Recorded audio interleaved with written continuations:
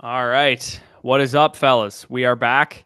Best Ball Mania 5 drafts number 7 and number 8. We're going to be rolling those today. Of course, if you guys want to join into those drafts with us, we will be going to the Best Ball 5 main lobby, Spicy, if you want to head on over there.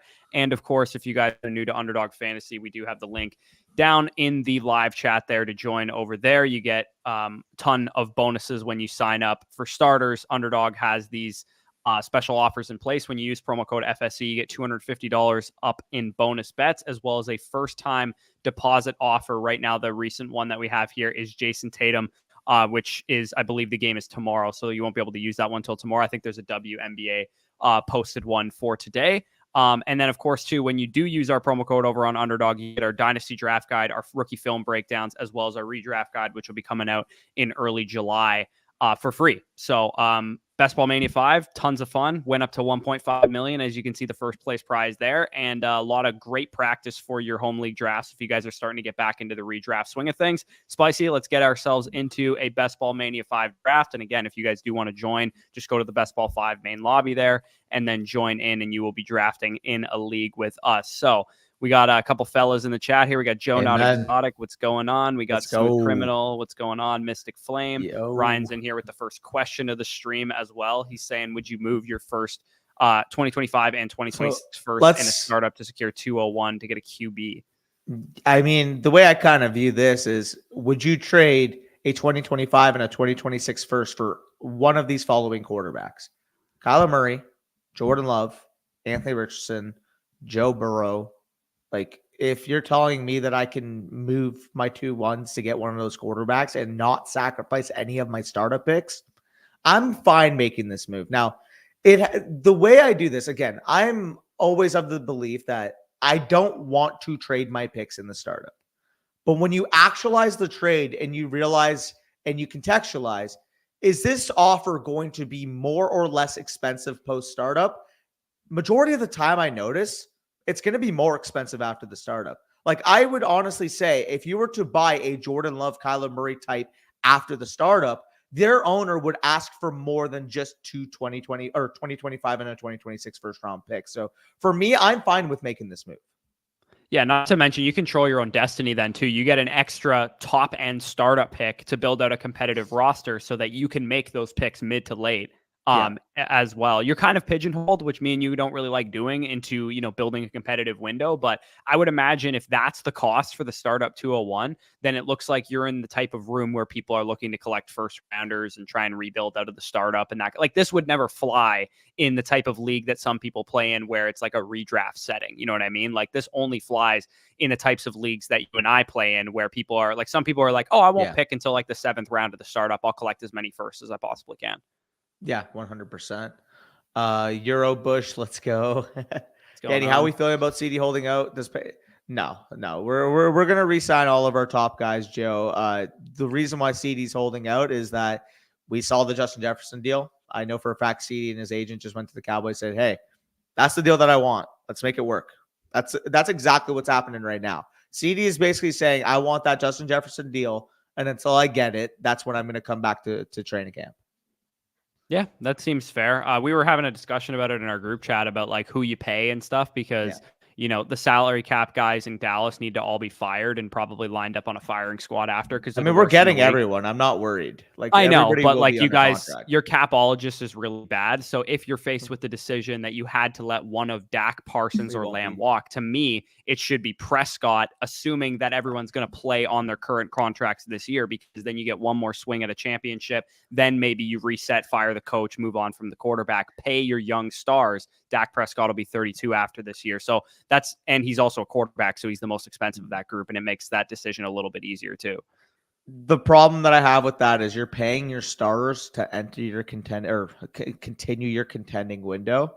If you trade away or lose your quarterback, period, you're just not contending. I don't care. You're like, Cooper Rush is not getting you to the Super Bowl. Trey Lance is not getting you to the Super Bowl. Well, you could hypothetically do something that Minnesota did, where you like trade up in the draft and go after a young quarterback. We're going to pick 25th overall, bro. Like, if we're picking 10th, maybe there's more merit to moving on from the quarterback, but Dak's a good enough quarterback to get you to the playoffs. And then at that point, if you're picking 24, 25 overall, it's just not palpable. Whereas for me, like my answer would be CD. Again, you guys know how much I love CD. I think he's the third best wide receiver in the NFL. I think he's an absolute superstar. But if you're telling me similar to like what the 49ers are dealing with Brandon Ayuk right now, if you can make a Diggs-like deal to Buffalo, if you're Minnesota, get that draft pick, develop that draft pick at that point, that keeps you a more sustained contender than just trading away your quarterback. So again, as much as I love CD, in my opinion, would have to be the answer there. Because I mean, it's just from an opportunity cost standpoint,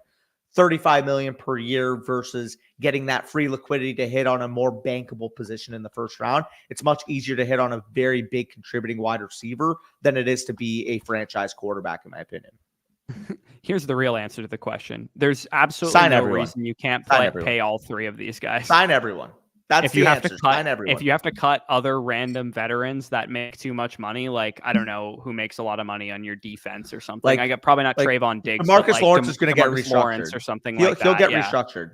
He'll get restructured after the year because I think right now he's making 20 to 25, somewhere around there, which is a fair market value for him. But I know the type of person he is, the type of player he is, I can see him maybe getting a little bit less on his next deal because he's been in Dallas since 2014. So yeah. So wide receiver piss boys flying off the board here. You want to go Amon-Ra over Robinson and Brees? The reason why I lean Amon-Ra over the two running backs, especially in the drafts I've done myself, is that I like the complexion of the third and fourth round running backs more than I do the third and fourth round receivers. And typically in the first 4 rounds, if I can leave with at least 2 wide receivers, I'm happy. Yeah, so let's go St. It Brown. just opens it up. I pick a shit ton of Bijan, so I'd like to flatten out my portfolio with some St. Brown picks. I've also been doing the odd Brees over Bijan too, just so I don't get any Brees Hall too, because I'm going to take Bijan 90% of the time over Brees, over St. Brown. Even like I have him ranked over Jefferson. Like I would take Bijan over Jefferson too. So I need to find a way to like make sure I'm still getting a lot of Brees too, because otherwise I'm only going to get Brees if I draw 108s and 109s. Yeah, facts. Looks like we got Sir King Jared in the draft with us. I think Devo's in this draft as well, too. I think he's picking 104 or something I believe Devo's picking. The Fukin boys. 103, yeah, there he is. Shout out. Yeah, no, and I've pointed this to you before, but man, if I have a pick of what pick I want to be this year, like going into my home league specifically, like I understand this feels like a cop-out, but the top 3 picks just feel so fucking safe compared to the rest of the entire board. Tyreek, CeeDee Lamb. I like the middle of the board the most. We're going to differ that way because, I mean, for me, it's Tyreek, it's Lamb, and it's Christian McCaffrey, and then it's a mini tier after those guys. Oh, I don't disagree with you in the first round. I just think rounds 2, 3, 4, 5, I like picking in the middle of the round. Fair. I think in the first round, there's a negligible difference. Like there's a difference, but there's a negligible difference between, say, McCaffrey to Bijan at running back, or between, Hill and Lamb to Chase, Jefferson, and St. Brown at wide receiver. I think there's that's why difference. I think there's a good chance you could get guys falling to you in the mid-second round in home leagues, like Marvin Harrison potentially, like whoever else in that mid-second round range. Then you go back into the mid-third round and you have the chance to grab Travis Kelce, one of the elite quarterbacks, some of these running backs that you and I are a little bit higher on, the ETNs, the Pachecos, the Jacobs, those type of guys. I don't know. I like this year. I feel like there is a lot of, you can draft reactively, if that makes any sense, based on how your room is looking, which is something that we probably do every single year. But this year, especially, I'm not nearly as bullish on being on either turn, either the top of the draft or the bottom of the draft. I think I like being in the middle of the round this year. I love having an early first because I actually do like the 2-3 turn, depending on what falls to you. Like, I'm not taking like a Deebo Samuel, but for me, it's like Devon Achane, Jalen Waddle. Maybe if you're lucky, a Nico Collins. Obviously, your boy Mike Evans going to be in that area. Devontae Adams. Like, there's just so many guys I like there, to the point where having an earlier second round pick, like say picking Brandon Ayuk versus picking Nico Collins, like, I have Nico Collins. I'm not sure if you saw my update of my rankings. We're on the clock here, so let's make a pick Collins here is first. my pick. Evans would be my pick. The reason why is Nico Collins. I moved up to my wide receiver 10 this year. Okay, well we'll go with Collins here. I've given you the runway on these first 2 picks. You get the next 2 100% later on. You just take the next 2. You got it. For what it's worth. So like I also like Evans. He's my 15. It's just Nico, you get that security of that deal now. Number one X wide receiver. If you guys checked out the reception perception for Nico, I ended up grading as an elite superstar level separator. And it's funny because you think of Nico, this 6'4", 220-pound dude, ball winner in the air, big physical wide receiver, but 96th percentile against man. It was 96 and 93rd against man and press. It was either 93rd against man, 96 against press, or 96 against man, 93rd against press. But regardless, you're talking about one of the premier man coverage beaters in the league, tied to an offense that, I mean, with how CJ Stroud played last year, with all the weapons they have on the outside now, with an improved potential offensive line now that they get healthy, like we could be looking at the next top 3 to 5 Bengals level ascension of this offense. And I think Nico Collins is going to be your Jamar Chase there. Yeah, I mean, so the Texans could very well crush, right? Like it wouldn't shock me if they are.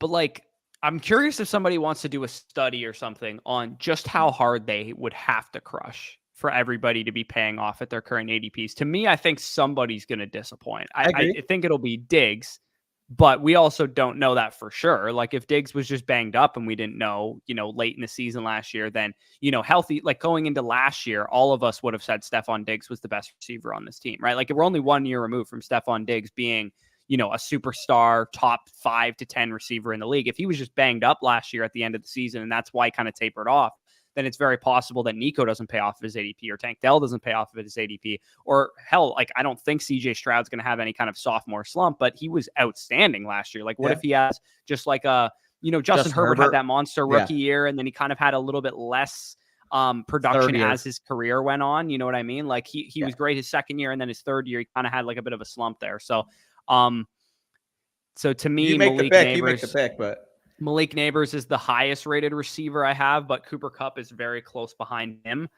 I wanted let's go Kupp for texture. Honestly, I've been taking so much Cooper Kupp, man, and I feel really good about Cooper Kupp right now. Like I have drafted Puka Nacua one time in like 25 drafts, and I've drafted Cooper Kupp like probably 7 or 8 times. You're gonna want to get more Puka, but I do agree with the Kupp exposure. I feel like in our drafts that we have together in our slows, we're always either of the two that are taking Kupp in our rooms. It kind of feels like at this point, which is fucking hilarious. Like I'll draft Kupp, and if I don't draft Kupp, I'll go to your team, and Kupp's always on it in these slow drafts that we're in. So that's kind of funny. But Malik Neighbors is currently my wide receiver 16, Cooper Kupp my wide receiver 17. So those would have been the two guys I would have been between as well. So I do like that pick. Yeah, no, Kupp is somebody I find myself drafting very, very often. I think he's just such a good value right now. Yeah, I will say though, Nick did get some nice little value there with Malik Neighbors. I don't think I've ever seen him fall that far. 33 overall. Yeah, Malik Neighbors usually has gone around that 2-3 turn. I've noticed most of my drafts, he's been going around that area. Let me know what you like. So I know why me and you are drafting Malik Neighbors at the 2-3 turn. But like just from a raw projection standpoint, like are we putting the cart a little bit before the horse on Malik Neighbors? Because it wouldn't shock me a little bit if the offense is kind of like so bad that it hampers Malik Neighbors to the point that, he's just kind of like a George Pickens type projection in year one, which I think would still be a very solid rookie year out of Malik Neighbors. I just think we could be a little high on these rookies in general. Like I think across the board, the rookies outside of Harrison really, and Odunze, I think I find myself a little lower just in general on the rookie ADPs. Like I think Worthy's going, like I'm the Worthy guy. I think Worthy's going too high right now. By the way, Bush, do we have anywhere where we said bets? Because no, it's on the screen. I know. I got it. Don't worry. Cash. Okay. Just making sure. Okay. Because Berm just asked me. Yeah. No, I see it. All right. Perfect. So yeah, we'll change that. Spicy, can you check what's available on the board for the time being? Okay. So, I mean, we could be looking at another running back here, which is knowing you and knowing me is probably going to be the direction we go here, but we'll see in a second. Yeah, I'm looking at the clock right now. I find myself drafting a lot of T. Higgins too, because Higgins is a guy that I have a little higher in my rankings at wide receiver than the rest. That's of Cooper the for me. That go in his range. I mean, that's Cooper been Amari too. for me. I have Cooper higher than most of the other receivers in his range too, but like I have Higgins straight over Metcalf, over Pittman, over DJ Same. Moore, and they're all going way higher than him. Well, that's me with Cooper. So the only one out of that group that you said that I don't have ranked over Cooper, or I don't have Cooper ranked over. So I have DJ Moore at 19, then I have Cooper at 20. Higgins I have at 24, but like you said, that same type of tier with Devontae, Debo, Just got and DK. sniped on him too. I'm cool with the running back here as well. Yeah, to I'd be honest. fine going. Do we have any like week 17 correlation with Jacobs or Pacheco to be a tiebreaker here? So Amon plays the Niners, the Rams play. Let's just go Pacheco here. I like the idea of stacking up just a better offense, I think. Not to mention Mahomes still available, so we do have the potential correlation if Mahomes fell back. Obviously, not a big stack because he's not going to be a big pass catcher, but just like making your consolidated bet on the Chiefs offense, which is a good offense to make a consolidated bet on. And it does open us up to potentially like a Rashee Rice or someone like that falling back. For the record, by the way, so the Texans play against the Ravens. We can keep that in mind. So maybe like, again, I don't know how palpable it is if he falls, but if like Mark Andrews falls, we can consider that though. I will say the other thing is we are still open to a CJ Stroud as well. So we have kind of two quarterback outs here potentially falling as well as a Mark Andrews. Yeah, and I like, a Goff Stafford to be our second quarterback if we can get them. I don't know about you though. Like for me, I find it so hard to click on the non-rushing quarterbacks this year because I think there's so many quarterbacks that run.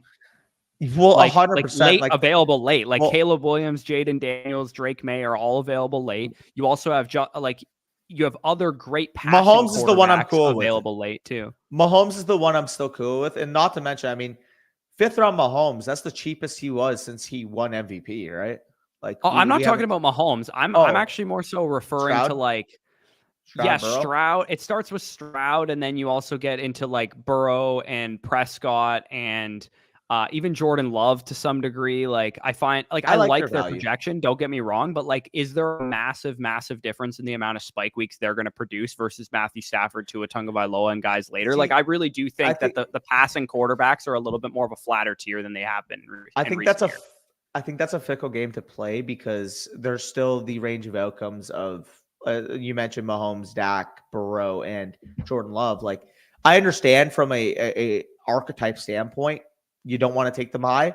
But at the same time, if you check the MVP odds right now, you're looking at probably 4 of the top 7 names that would going to be listed there. So you're right, but like Tua and Stafford have Stafford is, we both agree, one of the best quarterbacks in the league. Had scored through 40 touchdowns like 2 years ago, and Tua has outperformed his ADP 2 years in a row and crushed it. No, I don't disagree, but we go CJ here. I think he got to with Nico Collins, but I'm glad you mentioned the point. Andrews too. I mean, it's either Andrews or Nico. If we don't take Stroud, he's not falling back. That's kind of the tiebreaker here, because I mean we're building. Andrews isn't gonna fall either. Let's go Stroud. Let's go Stroud. Yeah. Well, because with Andrews, we need the Ravens versus Texans correlation in week 17. But if we don't get Stroud, we're not going to have a quarterback for that game. So that's kind of I mean, we can also just stack up different quarterbacks, different games and stuff. But yeah, I like getting Stroud there. So by the way, again, like that also played into my rankings, like I mentioned to you before the stream, but I actually did make a little change in my quarterback rankings because like you said, to me, CJ Stroud, Joe Burrow, Dak Prescott, like they are very interchangeable for me. So then I looked at Anthony Richardson, like you said, from an archetype standpoint. I moved him up to quarterback 5.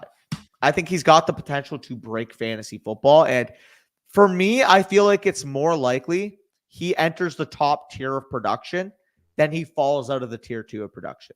And I understand you're going to say the Justin Fields case from last year, and we were talking about it a little bit off camera. But for me, the difference is, of course, with the schematics there, having Shane Steichen versus Luke Getsy, a much better overall weapon score, in my opinion. Last year with the Chicago Bears, only really having DJ Moore and potentially whatever you consider Cole Kmet as being your second weapon versus in Indy. I mean, we both agree that Josh Downs, Michael Pittman, and Adonai Mitchell has the upside to be one of the best wide receiver trios in the league. So I keep coming back to the fact that I thought Anthony Richardson looked better as a passer than I would have anticipated once I watched back his 2023 tape, especially in the Rams game in particular. I thought he was really, really good, fitting some tight windows, hitting his backside digs very consistently in that game. He was averaging over 23 points per game last year when he was fully healthy. So the range of outcome where he has not even just Jalen Hurts, but I think a Jalen Hurts plus level outcome this year is in the range of outcomes. I don't disagree with you, but I think his downside risk is way more likely than that. Like not like I don't. it's Though. so That's hard why. for me on Richardson because like obviously he can break fantasy football, but like 23 points per game, he played 4 games. I don't give a shit what he was averaging. Yeah, no, that's fair. It's a 4-game sample size. That's fair to not really take too much into the sample size, but I do feel like the projection is just so strong. Yeah. Do we want to get? I don't really like this board very much. I don't mind one of the running backs, but I feel like we might have to take Addison here. I think you might have to, or I don't mind just going Kittle. Addison. I'm down for either one. I'll let you make the call. Yeah, I like Kittle. Yeah, go Kittle then. Just because once Kittle goes, I feel like there's more of a drop off at tight end versus, as much as I love Addison, like I like JSN, I like Brian Thomas, I like Rashee Rice. Like there's a lot of wide receiver names that I'd be okay with. Versus once Kittle goes, like if you look at the tight end board, like the next closest is probably what, like Jake Ferguson maybe. That's week 17 too. Lions, St. Brown and Kittle. 49ers. That's week 17 that we just got to. And it opens us up to either get Brock Purdy or Jared Goff now. So we're not just pigeonholed into the Goff bandwagon. Yeah, for sure. Got a couple people in the chat asking questions here. Jake says, first BBM team, Burrow Love. Nice QB core. Jacobs, Pacheco, Singletary, Dowdle, Roschon. Solid. Chase, Nico, DJ Moore, Worthy, Sutton, Bateman, Wandale. I maybe would have wanted one more earlier receiver between Worthy and Sutton, maybe. We get tight end, but I do feel like overall, Schultz, Komet, Kraft. You know me, I'm totally fine with the tight end core of that. Fair. Like I personally would probably rather have like at least like a Jake Ferguson to be my tight end one. Like I don't like going a little bit too far out of that range, but overall, I think that's a strong team, especially if you said, like you said, it's your first one. Like that's strong. I think people are really pushing the elite tight end narrative this year because all the money is in week 17, which makes sense if you think about it, right? You need tight end upside, yeah. Kelsey, Sam Laporta, those guys are going to have a higher weekly ceiling, but I'm glad people are pushing that narrative because all it takes is a 2-touchdown Jake Ferguson game to just completely break the week 17 slate. You know what I mean? Like if any position is going to have a random shitter go off as the tight end one for that week, I will take tight end over any other position in fantasy. Yeah, no, that's definitely fair. I will say with tight ends, it's been a little bit more predictable to find the breakout weeks. Like, for example, with wide receiver, like you'll see like a DJ Chark flash every now and then. Or, I mean, I don't even have to explain myself with the random running backs that'll just have like a 30-point game. Oh, running back. Yeah, that's obviously you just want to. Tight end, it's typically more projectable, which guys are going to have that elite just ceiling, looking at week 1 from last year alone, just as an example, tight end 1 was Mark Andrews, tight end 2 was Dallas Goedert, tight end 3 was Noah Fant, tight end 7, 8, 9, and 10 were Logan Thomas, OJ Howard, Jonnu Smith, and Jordan Akins. So OJ Howard and Jordan Akins are shocking ones for sure. Yeah, that's what I mean. Like I don't think I think JSN's a great value here if you want to go with him. JSN for sure. Yeah, I like that. I like this team. This team is shaping up pretty nice. I think we should be able to hammer out some RBs potentially. Here soon. Hopefully, I don't think Ramondre is going to fall to us, but he would be a perfect fit for this team. I would say. Give me some Dre. Sup, fellas? 12 team. Sorry, we clicked at the same time. Oh, wait. Did we get to Brandon's as well? Oh, we missed a couple. My bad. Just moved Kyler plus. Oh no. Okay, so he clarified again. We'll get that in a second. Full PPR: 1 quarterback, 2 running back, 2 wide receivers, 1 tight end, 1 flex. Have picks 8 and 11 overall. A 4-rounder, 3 5-round picks, a 6 and a 7. Who would you target at the 8 and 11? Thinking J Jeff and Gibbs or double hero running back. Thanks. I would be honest, Brandon. Like I don't know if this is like a keeper league. I don't know like if the whole. I know I've done consults with Brandon, so I know he just trades like left, right, and center in his redraft leagues, and he likes getting those stud talents or whatever. I would be fine. So he's also, I think he's told me too that like his league mates are kind of casuals that'll draft running back super high and that kind of thing. I mean, if you're going to get a Jefferson type falling to you at 8, just take the gift that you were given, to be honest, and then grab, Jahmyr Gibbs or whatever at 11 is fine if he's there, or you could take a double wide receiver there too. It really, I mean, planning out your draft this far in advance is probably not the best plan in general, but I would say 8 and 11, you're going to get 2 great players there. And then whatever you end up doing, you kind of just adjust from that point forward. Like just hope that you get the best possible players to fall to you. By the way, 7th round, Jameson Williams. This is where we're at now. Dude, what are we doing? Hey, to be fair, push. When I took a couple shares in the 9th round, you were really against it. Again, I didn't even like him there, but my thing I always said was his ADP will rise even higher. Don't care. I will draft 0 shares and be absolutely sleeping like a baby every single night. I will draft absolutely 0 shares, just like I did of Kadarius Toney last year, and will sleep like an absolute baby at night.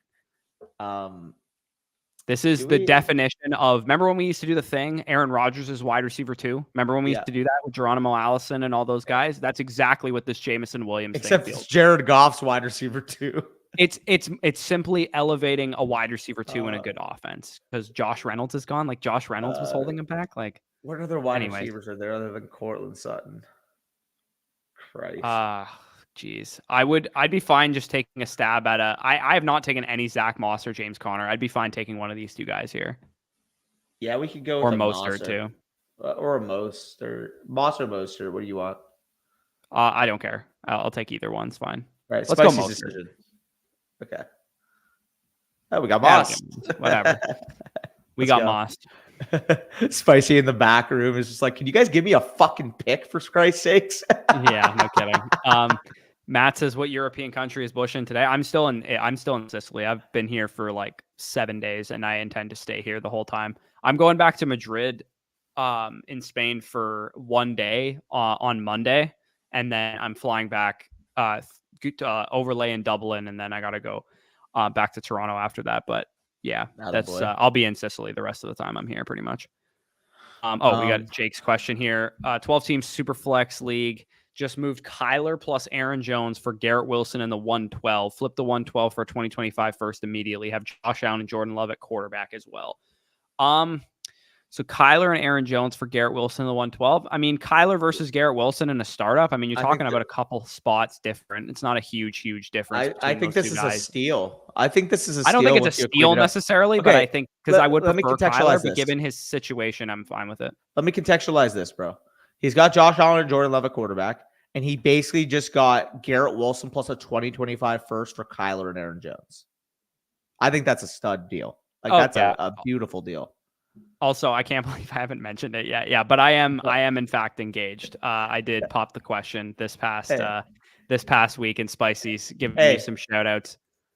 Hey, you're engaged, and I'm committed to the game. Yeah. That was just so unnecessary by Danny right there. Just so unnecessary. But yes. Yeah, we just had an engagement photo shoot done today. Don't know what that is, but I participated in one. Let's go.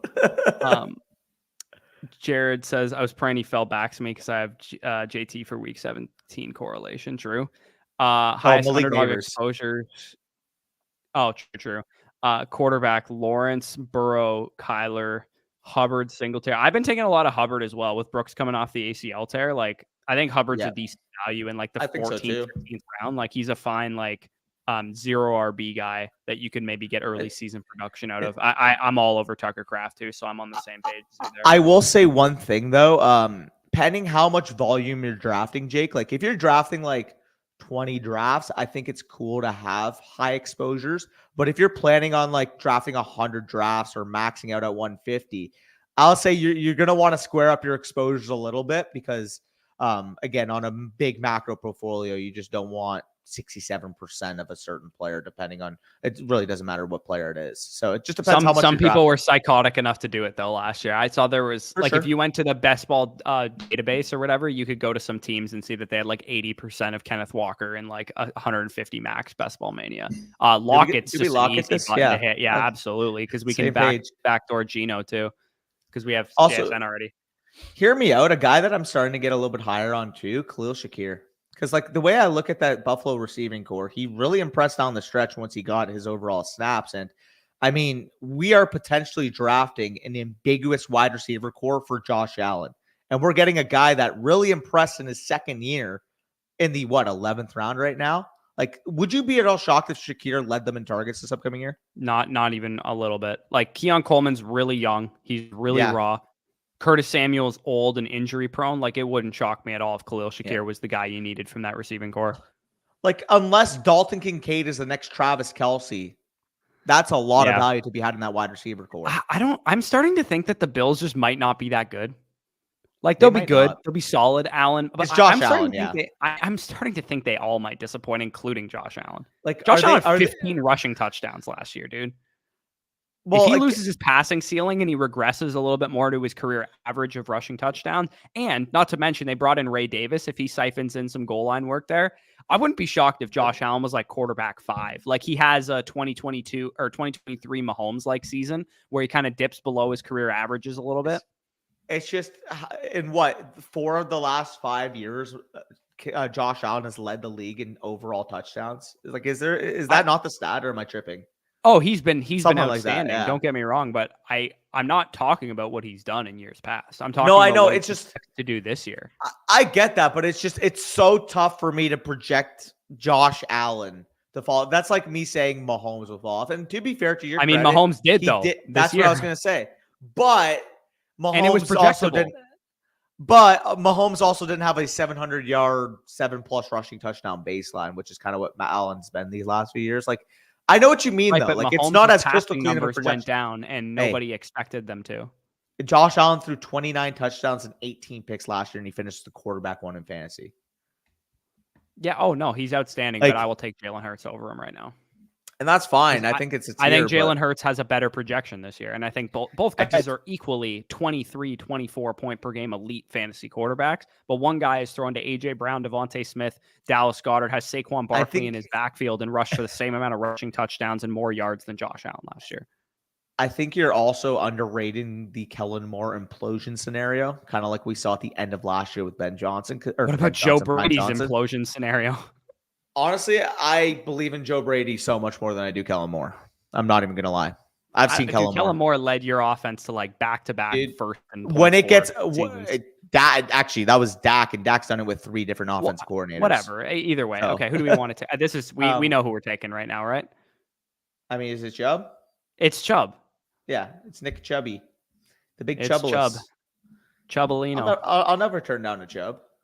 No, we never turn down Chubb in this stream right here. Everybody's turning down Chubb because they all are scared of ACL tears. You know what? It's completely baked into his price, so I don't give a shit. 10.07. If I get a total goose egg from my 10.07, I could still literally win the tournament. You got a total goose egg from your 4th rounder in a draft, and you still advanced it to cash. Exactly. I literally drafted Malik Davis in the 4th round because I had him starred in the 18th is when I was gonna take him. But yeah, man, dude, Nick Chubb, like, okay, he misses first 4 games for 6 games of the season. Like, we're all playing for week 17. People can't turn around and say that, oh, Keon Coleman needs to go high and Xavier Worthy needs to go high and all these guys need to go high in the draft because they're rookies and rookies perform at the back half of the season. Okay, what happens if Nick Chubb does that? Just because he's not a rookie doesn't mean he can't perform at the back half of the season? 100%. It's basically such a similar bet to Javonte a couple years ago, except Javonte you had to take in, round 5 after his ACL, I believe is where he was going. Round 5, round 6. Like Nick Chubb, who's proven to be a Hall of Fame talent, who's literally dealt with a bad knee injury in his past and has overcome it in the past. Historical data pointing to that. And he's going in the 11th round. Like, yeah, he's a total freak show athlete too, which factors into it. What people don't get is if he was like a 6th or 7th round pick, like I would not be drafting Nick Chubb. Like, just get that out there. But when he's a 10th or 11th and the opportunity cost is so low and Jerome Ford is only going within 50, like check Jerome Ford's ADP. He goes within 15 picks of Nick Chubb at this point. If Nick Chubb is healthy, Nick Chubb is their running back 1. Like 130. Was anybody scared of Jerome Ford coming into this year? Or into last year before Nick Chubb got injured? Was anybody scared? Like, people too are like playing he has no receiving upside card. I'm like, yeah, like we know that. Like Nick Chubb has never had receiving upside. Like we're saying that like that's new information. Congrats, Bush. Startup 12 team, a half PPR tight end premium. Lamar at the 107. Caleb at the 206. What on earth, dude? Laporta, Ayuk, more Flowers. How are we feeling so far? I think you're doing a very good job. For me personally, structurally, I can never pull the trigger on Laporta in the 3rd, but I understand that's about his valuation. So I'm cool with the value. For me, though, the way I would structure my teams, I personally would take a wide receiver at the 3rd round spot, and I would have waited at tight end. But again, if you're a Laporta guy and you love elite tight ends, I think you're doing a great job. Yeah. Do we want Myers, to I take think. Judy here? We have Chubb. We could backdoor Watson. We could do that. Because Goff just went, so that's one of our QBs out of the way. Let's do that. Let's do Judy. I mean, let's take Judy. We do have the Geno equity too. We do have the Geno equity, but I'll take Watson over Geno any day of the week. I mean, I'm also not opposed to just making this a 3 quarterback build, pending what value falls. Because we took Stroud, dude. We took Stroud. I'm not taking 3 QBs. That's a good point. My favorite thing to do. This is another that was the other quarterback I was thinking of when I said there's so many rushing quarterbacks available late. Watson was another one that I was thinking of because Deshaun Watson. I saw Nick Script tweeted this out in half of his healthy games last year. He was a top 10 quarterback on the week. That Deshaun Watson that we saw last year, that shit Deshaun Watson, top 10 quarterback on half of his weeks.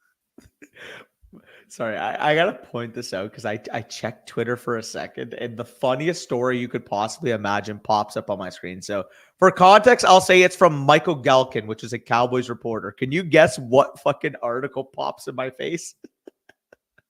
I don't know. Yeah, okay, listen to this. Cowboys coach Mike McCarthy said running back Deuce Vaughn looks really good in his work at slot wide receiver. Team sees dual position potential in him. Vaughn studied Cole Beasley's film this offseason when embracing an opportunity to get on the field. What the fuck is that? Also, so this is, I'll just go home after this comment, but like, if there's any running back who's going to be this year's Kyron Williams, why isn't it Deuce Vaughn? 5th round running back, elite pass catching profile coming out of college, no backfield competition, really. Like, could he be this year's Kyron Williams, low key? Hear me out. I also liked him out of K-State. He was objectively horrible with Dallas this year, and he's also 5'5". So was Kyron his rookie year. But like, we call Kyron small at 5'9", $195. Like, Deuce Vaughn's 5'5", $160, bro. Like, we're talking about a child. Yeah, like I'm pretty sure I could put Deuce Vaughn on the ground in the open field. For real, bro. Get me in some Oklahoma drills with Deuce Vaughn, and I'm smothering that guy like a bear. Yeah. Also, we got a lot of congrats in the chat. Appreciate you guys. Appreciate you. Amen. What do we got here? Hope she likes fantasy football. She does not. So we do not have that in common. To be fair, she's been in the chats. She's been a trooper. She has been a trooper, indeed. She's been trying to get into fantasy. Yeah. Got offered Stevenson in a 2025 second for Swift. I would rather have Stevenson than Swift straight up. Yeah, that's a very easy move. Especially considering like Swift's worth a second and you're just getting a same tier running back plus a second. Yeah. Yeah. Okay. What do we want to do here? I'm good with like Jonathan. I think we need another running back, man. We're kind of low. Maybe Reeks. Some Rico. We go Rico, Marshawn. I'd rather have Kendre, I think. We could go with a wide receiver here and then see what falls back because I feel like the let's grab let's go Dotson at wide receiver here. Yeah, I think Dotson's reception perception profile came out too, and Harmon basically said like just an atrocious usage of him last year, which I'm going to take his word for it. He's watching the film. Am I excited about Jahan Dotson the way I was last year? Not really, but in the 12th round, I'll take shots on him. Wait, so you said his reception perception profile's out? Yeah, and it was like pretty decent too. It wasn't like as bad as you'd think. Like, because objectively, what would you think Jahan Dotson posted in reception perception just based on what he did in fantasy last year? I mean, based off his fantasy numbers, you would think he's probably 30th, 40th percentile across the board. But given the context you just kind of gave me, was he what, in the 60s and 70s? I'll let you take a look for yourself. I can't even see him. What the fuck? Am I tripping? How did he just release him? Oh yeah, I see him now. Here, I'll take. Okay. I got it. 63rd, 56th. So literally exactly what I said, like 60s, 70s rather than like 30s, 40s. So he says, looks like a really good wide receiver. Seeing him emerge as a productive player in the right ecosystem should not be a surprise. Okay. All right, Harmon, I got you, big arms. Yep, absolutely. Okay, so Spicy, can you go to the board real quick? I just want to see what running backs we're dealing with so we're not panicked when we're on the clock. Rico, big Ty Chandler enjoyer. Ty Chandler, Jalen Wright just went, but Ty Chandler is one that I would absolutely love to grab here. Ray Davis too, I don't mind. Wait. Shout out Buttnut69. Yeah, literally. Yeah, I like Do we Ty need another Chandler here tight too. end too, eh? Yeah, we kind of do, bro. I'm not gonna lie, we kind of do. I'd be cool with actually taking Freiermuth here because we have a week 17 correlation with the Chiefs and the Steelers. Yeah, I'm cool with that. Yeah, let's go with Freiermuth. This might be a 6 RB team. That's fine. I think we can get some good values late. This is actually probably the lightest I've gone at running back in any draft that I've done so far because I find myself just constantly drafting good value at running back. Yeah, I mean, we closed off our tight end build with Freiermuth, even though, I mean, like, I probably would have taken Signup, but like that's the only real difference. I'm cool with that. Jaden Daniels probably gone anyways, right? He probably went in the 10th. Yeah, oh yeah. Jane Daniels goes way before this. I think Freiermuth, somebody tweeted this out yesterday. I think it was Andrew Cooper tweeted out every tight end last year who finishes a tight end 1 was a top 2 target on their team. And then Jacob Rickroad retweeted it and he said it was like 94% of tight end 1s in the past 5 years were were top 2 targets on their team. So when I look at Freiermuth, he's a top 2 target on his team.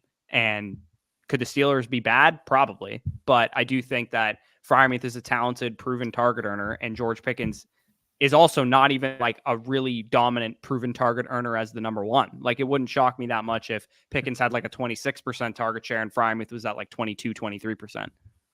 By the way, I'm not going to lie. I do not like this guy in the slightest, but I just got Alexander Madison 21-2 in our startup. And like, considering the overall competition in that Raiders backfield being only Zamir White, I'm pretty happy with that. Yeah, I don't ever want to hear any Alexander Madison hype. 21st round, bro. You can't see him taking a few games of like 15 carries next year. Oh, maybe, but like, who cares? He's disgusting, but look, I got Ty Chandler in the 18-11 and Jerome Ford at the 17-2. So I'm kind of liking how I'm filling this team out. Damian Pierce at the 18-6 to me is ridiculous. You took him over Ty Chandler, though. I don't know if Absolutely. I can do that. I'll take Damian Pierce over Ty Chandler any day of the week. I don't know, man. Joe Mixon's old, man. He's old. And Aaron Jones isn't? Yeah, that's fair. That's a good point. But I think that I trust Damian. Like, if Damian Pierce plays anything like he did his rookie season, he is way better than Ty Chandler. Fair. And I mean, there's always the backdoor he gets like dealt to Dallas in the offseason, which I mean, you would fucking love. But with Ty Chandler, I mean, he was efficient last year. And the other difference is like Mixon's on a 3-year contract. No way. We got sniped on the freaking Predator. Stafford and Watson, and we have Cup and we have Judy. No, that's Jared. You're actually awful for that. I mean, he got Puka Nacua. I can't blame him. I'm still gonna call you awful for that. Yeah, we still have Gino in the back pocket. I think. I hope at least. Wait, did we not take? Oh yeah, we didn't take Ty Chandler. No, we didn't. Remember, we went with Freiermuth. We're gonna need one more quarterback still. Okay. Do we want to take? When does Gino go? I think we're good to wait. Right around here, bro. Yeah. Okay. Let's go. Let's grab like Ray Davis or Chuba maybe here. Chuba. Let's go down to Chuba. See, like, and then we'll. I'm not gonna lie. I kind of zoned out because I was checking our draft. I personally would have went with Chandler and with Hunter Henry instead of Freiermuth and Chuba, but I mean, like, they're comparable. Yeah, I don't know, man. I look at Freiermuth as just a much like I know exactly what Hunter Henry looks like in his bull scenario where he's like tight end 10 in points per game and maybe had a couple decent weeks. I think Freiermuth actually still has like top 6 upside. Like, believe it or not, I think he still does. Yeah, like I wouldn't be shocked if Freiermuth is like this year's kind of like maybe not Trey McBride, but like I'm trying to think of someone like TJ Hawkinson maybe. I don't think he's got that ceiling, but like Dalton Schultz, maybe. Dalton Schultz, yeah, that's a better one. Jake Ferguson, Dalton Schultz, kind of. Yeah, that makes sense. Where did we leave off? Deuce catching strays. No Kellen Moore slander welcome here. I mean, he's just not a good coach, period. I'm going to slander him as much as I like. Also, we missed a way better example for who Pat Freiermuth could be. Who? Evan Ingram. I mean, he just doesn't play like Evan Ingram. That's kind of how did Evan Ingram get there last year? Volume for sure. Exactly, which is how Freiermuth would get there. I mean, if we're playing like that, I'll just say Zach Ertz. Yeah, I mean, he's like Trey McBride. I still think he has Trey McBride level upside. Freiermuth, legitimately. I just don't think he moves like McBride. Like, that's kind of the issue at this point. Yeah, I don't know. maybe. I still think he's a good player. We probably got to draft Gino here with this next pick. 100% have to draft Gino here, and if he goes, I'm actually going to lose full. Thank you for Baker's not the plan. taking Gino, Devo. I appreciate that. You Oh mother. my god. You mother. Okay. Go to quarterback. Did he have Spicy. I just wanna DK? see what we're- Did Butt not have Gino? Well, Or we don't have time to DK? check that now. Fucking Christ. Let's do it. We're backdooring Drake May. Let's take a. Yeah, wide receiver or running back. No, we need an RB. Let's go Dobbins. Ugh, That's my guy. fine. Fucking Christ. Who else would you take? Anybody. Okay, so we got to regroup here. Yeah, I mean, Is this a 3 fucking QB Christ. build? We could do a 3 QB build, or it might just be plus EV to just take Drake May and hope we get the next like rookie breakout season out of him because Stroud's going to carry us most of the time anyway. Yeah. Well, do we have any stacking receivers with Drake now? No, but we can get some still. I think That's what I'm saying. No, I'm saying, are there any available? I think Baker and maybe I think Douglas went, but Baker might still be on the board if you want to check wide receiver. Spicy. Baker should be available, right? Christ, man, we didn't get he's any still there. quarterbacks Okay, to fall. Sarjavon Baker there. That's crazy. Can we check if Buttnut actually has DK? Because if he has DK, I'll let it slide. Does Buttnut have? No, he does. He doesn't have any. There's, Yes, Kenneth Walker. Cool, nice, good stack here. Running back that doesn't Brock catch Purdy passes. Brock Purdy and Gino, dude, sick upside quarterback core. Great stack there. Quarterback that doesn't check it down to a running back that doesn't catch passes. Great job, brother. You're fucking cooking. It's totally fine because Gino's getting benched by week 7 for Sam Howell anyway. Fucking Christ. We take Sam Howell here. Just kidding. Both of your tight ends have. That's another thing. I just Fryermuth has the same bye. That's fine. Bye week bros can eat it. I don't care. We'll eat the bad. It's tight end. Like who cares? They're gonna score 4 points. Those Kittle's gonna give us 4 0-point weeks this year anyway. Christ. Oh man. Yeah, like it. The way I would have changed is if we went Chandler and then Watson or Gino at our picks. But then again, Watson actually would have made it back. So I guess are we gonna have to take Will Levis here? Like, do we have anything we can backdoor Levis? We will 100% have to take Will Levis, and we're gonna have to backdoor like Treylon Burks. Boyd should be available. Boyd should be available. We could take Chigo Conquo and do a 3 tight end build too. Chiggy. We gotta have to look up who he's playing in the week that he's that all of our other tight ends are on bye. Wait. I love how Spicy searched up Tyler Boyd's name, and then when he went to go click the Q button, it just didn't work. Oh man, are you kidding me, man? We can't get anything. Oh man, the quarterback snipes are Christ. Can we check the rest of the quarterback board? Like it's gonna be Drake May, right? It's rough. Yeah, it's got to be Drake. Jones. Drake. All Drake. I don't care. Any other quarterback. I mean, this is probably a 3 build, bro. It's probably a 3 build.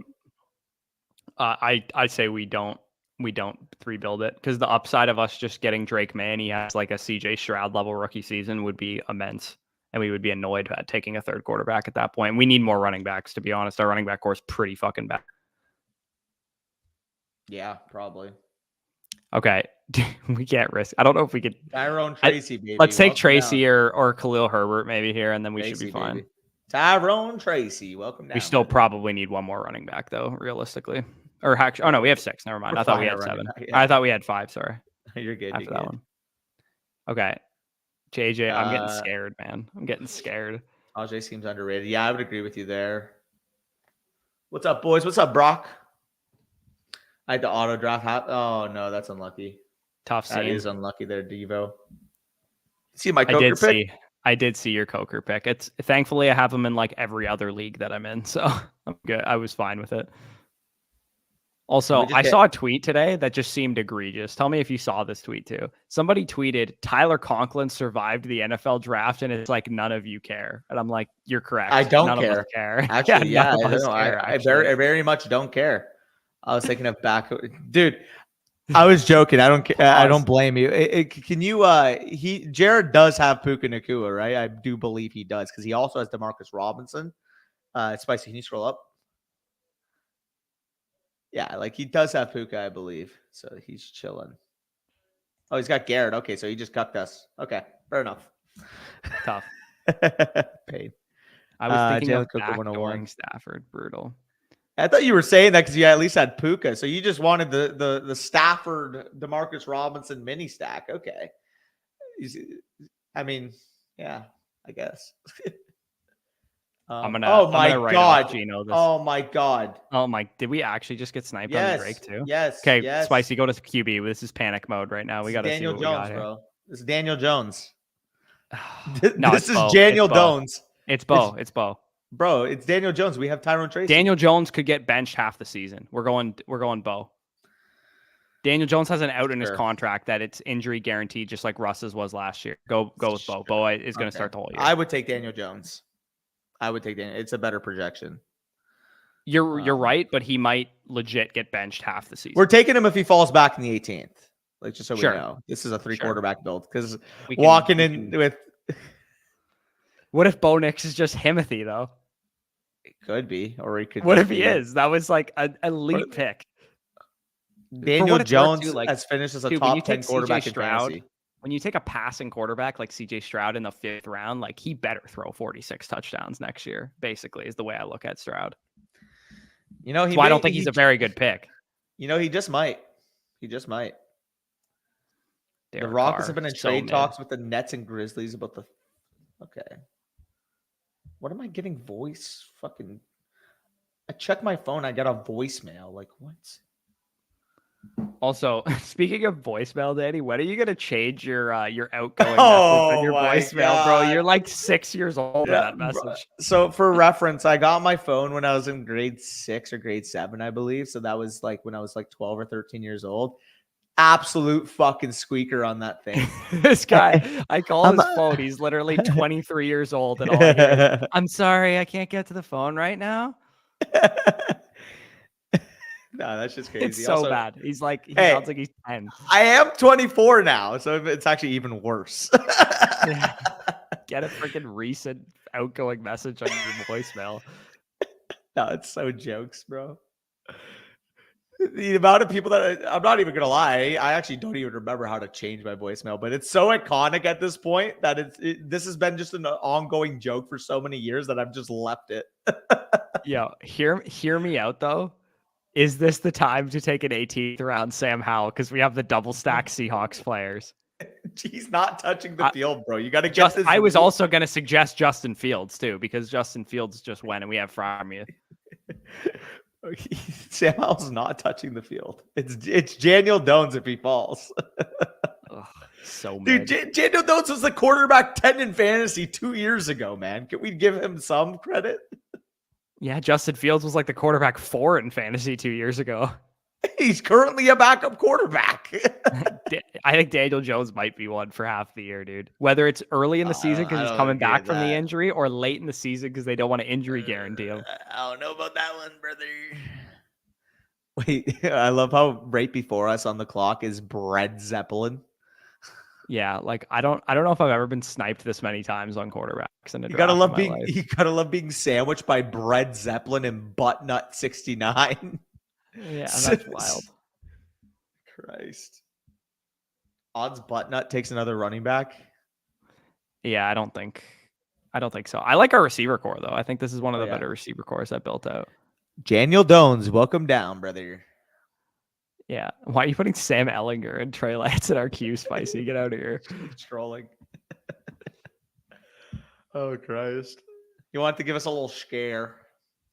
$40 off season fab on Coker and no one bid against me. Still don't care. Yeah, I mean, you gotta take the leap of faith on the FSE model standout, in my opinion. Got to. Do you think Henry may have more upside if May is that dude as a rookie? Like Hunter Henry? I like Hunter Henry more than you do, Corey. The word upside and Hunter Henry don't belong in the same sentence, realistically. When's the last time he's had a plus quarterback play, though? He played with Justin Herbert. Okay, I mean, like, as a New England Patriot, sorry. Because he signed the year after.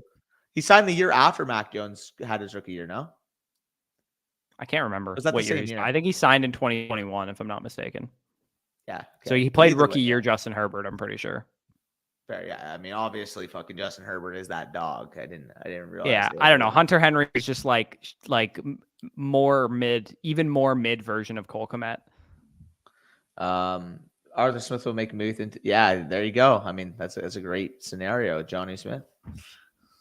I'm joking. What Also, if Darnell we Washington took was Daniel Jones, by the way, because CJ Stroud and Bo Nix had the same bye week. You always got to trust in the Daniel Jones.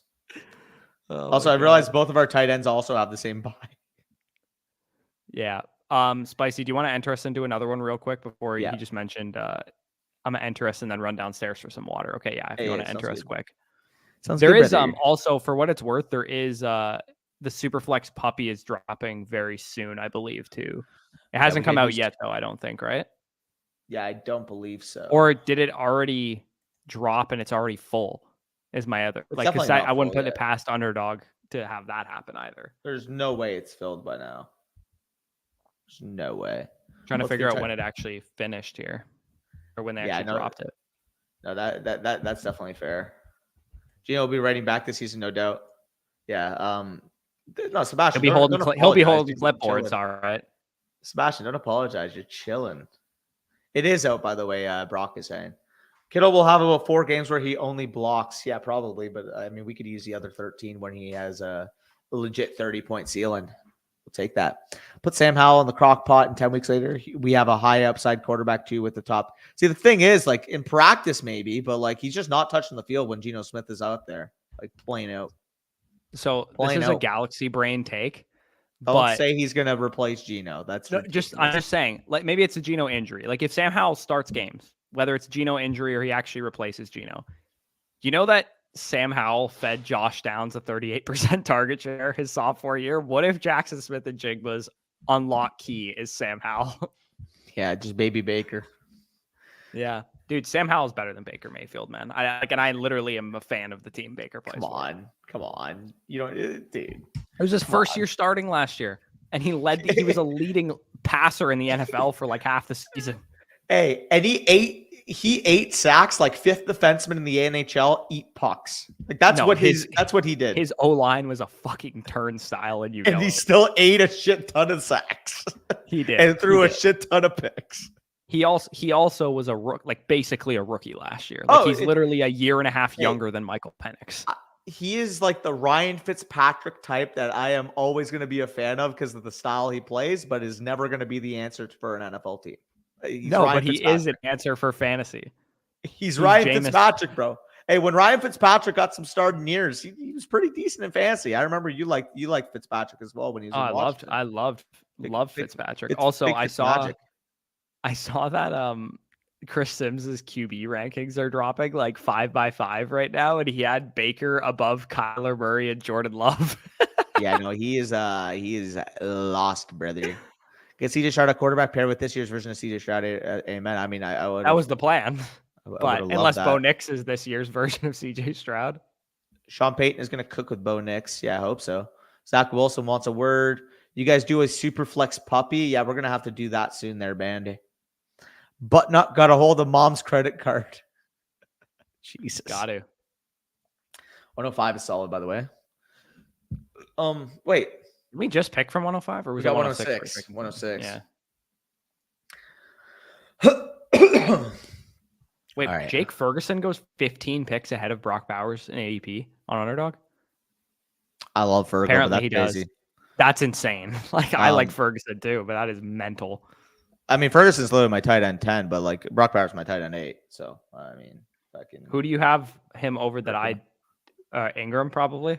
Njoku. I don't have Njoku. Hawkinson then. You have Hawkinson probably higher than me. No. It's Ingram. It's Ingram. I have Ingram at 7. I have Ingram at 9. Right, but you have Bowers over him is what I'm saying. Oh, I thought you were saying who do I have Ferguson over? Let's go Chase here. Wait, what? Bijan went above Chase? We take those? Guess so. We take those. I haven't been able to pull off a Bengals double stack yet, but let's see if we can do it. So with our 4th rounder, that would be nice if we can get a. What are you with Bush on? And Bieniemy fucked that off. Like, what are you on? Like Sam Howell. Oh. I think. I'm just gonna point to what Brock says. He's got the pocket presence of a potato. That is very true. Yeah, Jared is a Commanders fan for what it's worth. Yeah. Oh, 100%. 100%. I mean, he's got upside, but I mean, Ryan Fitzpatrick also had upside. Like, I just don't see Right, him but being a like Ryan franchise guy. Fitzpatrick was like He 35 was when we good. were watching him do this stuff, not 22. I mean, even with, I mean, he had a If good he's year as at the good as Jets. Ryan Fitzpatrick is at 22, then he can Hey, get better still. for sure. But I mean, we saw Ryan Fitzpatrick literally take the Jets to one game out of the playoffs back in the day. Like, I thought Ryan He was Fitzpatrick in was his a very good 30s fit. then. He was in his 30s when he did that. That was 2013, I believe. Or 2015. 2015. Yeah, he was drafted in like 06. See. He's old, man. I know he's old, but I'm saying like Ryan Fitzpatrick, like he wasn't like a first-year starter like Sam Howell. Comparing a fifth-round quarterback, Sam Howell, to the career that Ryan wasn't Fitzpatrick a fifth-round had. talent, and you know that. Sure, but I mean, he was a fifth-round quarterback. Comparing him to Ryan Fitzpatrick, I don't think is a bad range of outcome for him. I don't think it's a bad range of outcomes either, but if he's as good as a 30-year-old Ryan Fitzpatrick or 35-year-old Ryan Fitzpatrick, it means that he's probably still going to get better. See, the thing is, I don't think he was as good as 35-year-old Ryan Fitzpatrick. Ryan Fitzpatrick legitimately, I mean, he had a year where he threw 31 touchdowns, bro. 31 touchdowns. Yeah. Fitzpatrick. I still think Sam Howell's a top like 25, 30 quarterback in the league. That's insane. Yeah, he's not there. If I was the Raiders, I would have thrown a pick at him for sure instead of signing Minshew. Yeah, I mean, signing Minshew is ridiculous in its own. But right. like why isn't he starting for a team next year? Is my question. Like if I'm the Raiders, if a team is starting Minshew and Aiden O'Connell, why is Sam Howell not a starter? If I'm the Raiders, why sign Gardner to begin with? Just play Aiden O'Connell, and if he does shit, you get the first overall pick. Yeah. I mean, Ryan Tannehill not being signed is the bigger injustice right now. He's going to get signed after somebody gets hurt, probably. He's going to be the Broncos with fucking Bo Nix's backup. That's going to happen. Yeah, I could see it. I mean, they have Stidham, though, so they're probably not going to like look to move off of him. He's not good. I'm just saying they probably don't think they need an upgrade. No, that's fair. But at the same time, if you're telling me the only person as your backup right now stopping you from signing Ryan Tannehill is Jarrett Shitham, then yeah, I'll take that. I completely butchered that, honestly. I was trying to make a joke and I just can't speak apparently. This Kendrick breakout. Oh. Yes, Brock knows the way. This is how it happens. CJ throws a couple picks, but Nico has a big game, and then Daniel Jones rushes in 3 touchdowns to get us the money at the top in week 17. Book it. Yeah. Book it. We're doing Mike this time because we went with Nico last time. I'm cool mixing it. The guy I also really like in this range, I'm starting to really warm up on, is Jalen Waddle. Yeah, I like Waddle too. I like me some Wads. Does Kendrick break out this year, next year, like White, or is he in a void? I mean, it's possible. I thought he was a talented player coming out, but it's complete. Where's Kamara going? Like, well, for me with Kendrick, it's complete projection. Like, could he come out of nowhere and do it like a Kyron? Sure. I thought he was a pretty talented prospect, but there's just no basis to saying with certainty that he will break out. Is kind of where I'm There's at. There's a 6-time RB1 in front of him on the depth chart. Yeah. A 6-time RB1. Like, that's not guy that had over 85 targets last year, man. He was literally RB3 in points per game last year when he came back. Like, I think Kedre's a good player, and he might have like the Mark Ingram role, quote unquote. But unless Kamara gets hurt or traded, he ain't doing shit, in my opinion. Oh, that's fair, dog. Great handcuff though. It's out. I did one yesterday. It just doesn't show in the NFL. Oh, it doesn't show in the NFL tab. Okay, so keep that in mind. It's on the home screen, is what they're saying. Yeah. Yeah. Okay. It was chaos. We had quarterbacks with a ranking in the 70s going in round 2. Was really hard to stack. Yeah, that's pretty wild. Bro, what? Sam Howell? Yeah, okay. We got back to this. We were sleeping on Baker Brothers. Baker was good early. I mean, I'm not sleeping on Baker. I thought I'm not sleeping on Baker. I think Baker is better than Kirk Cousins. That's crazy. There's no way you say Sam. Wait. Listen to me. There's no way with a straight face you can tell me that Sam Howell is better than Baker while also saying 10 minutes later that Baker is better than Kirk Cousins. There's absolutely no fucking way you're saying that. So I don't know that Sam Howell is better than Baker. I just think that Sam Howell could become a better quarterback, and that quarterback is a better version of Baker simply because he's more athletic. But I don't no, as of now, he's definitely not better than Baker or Kirk Cousins. Also, And let's I show think some respect Baker to is Kirk better Cousins, than bro. post Achilles tear Kirk Cousins. But that's projection. I understand baking But that's it in. what you have to do. Okay, but I understand baking it in and saying, you know what, Kirk Cousins may be a much inferior quarterback than he was in the past, but like the sample size we've seen with Kirk Cousins on the field is a fringe top 10 to 12 level quarterback. Like Okay, he's a who do we very want good here? quarterback. I mean, I kind of like wide receiver for structure here, but Yeah. Do you want to go DJ? I like DJ. I like Yeah, DJ. let's We go went Cup DJ. last time. I Yeah, like Cup would mixing be it my up. highest rated player in general, but I mean, if DJ you want to go would Cup, be who I would go. also have been good with Cup. But like, yeah, I don't mind DJ We too. just took him. Fuck it. Let's get a Caleb share. Fuck it. Let's fuck around and Yeah. get Caleb. Chase, Evans, and more. No consistency, only spike weeks. That's what we got in our wide receiver core. Yeah, Chase, facts. Evans, and more might have a combined 15 games this year with less than 5 fantasy points. Fucking Christ. I think this is not happening. I'm with you. Yeah. Not by week 4. No, That's a stop. little aggressive. But like week What, 11, week 12. Well, by week 4 of 2029, maybe. And when it happens, I'm gonna gloat. You are such a Geno hater. It's crazy. The guy's a Geno's good mid, quarterback. Dude. No, he's mid. not. It's mid. He's fancy Derek Carr. That's fucking absurd, bro. And you know it. You just keep pushing the propaganda against him. He's good. It's nothing against him. He's fine. He's a good quarterback. Mid.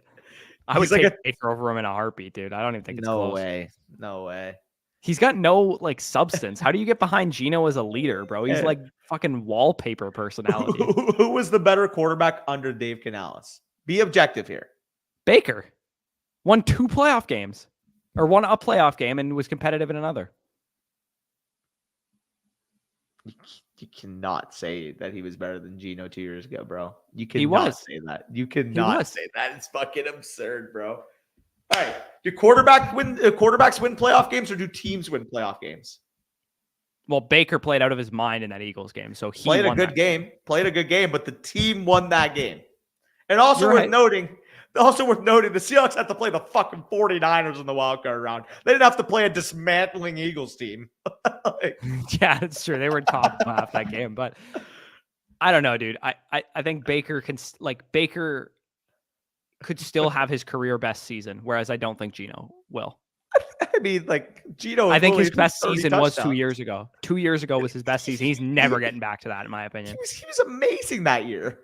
He was really good that year, but I think that was a complete outlier for a guy who's been shit since 2013 up until 2 years ago. I mean, when he was healthy, he was okay last year too. Like, I don't know why you're just hating on him. He's been like good for a year and a half, and he's been in the NFL since me and you couldn't drive.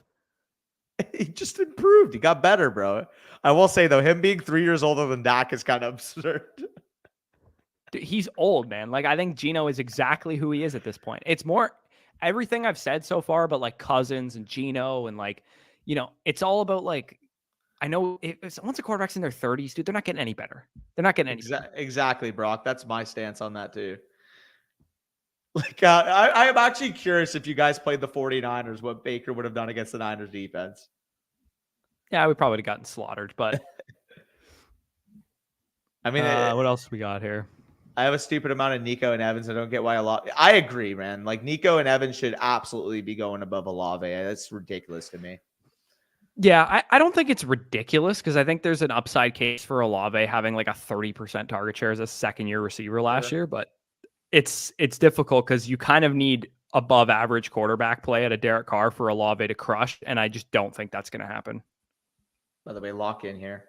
Well, I'm not going to say anything out loud, but lock in. I'm trying to figure out what you're thinking right now. Oh, Bush, yeah, I think I know what you're thinking here. Oh, fuck. Yeah, that would have been insane. Yeah, because Patrick Mahomes should be available tier 2, no? Unless he went above. Yeah, no, we could have potentially had a 4 or 5 term Mahomes Kelsey. Like, that would have been absurd. Right, I will have to sign off of here, by the way, at 6:40 because my this is Jalen Hurts, right?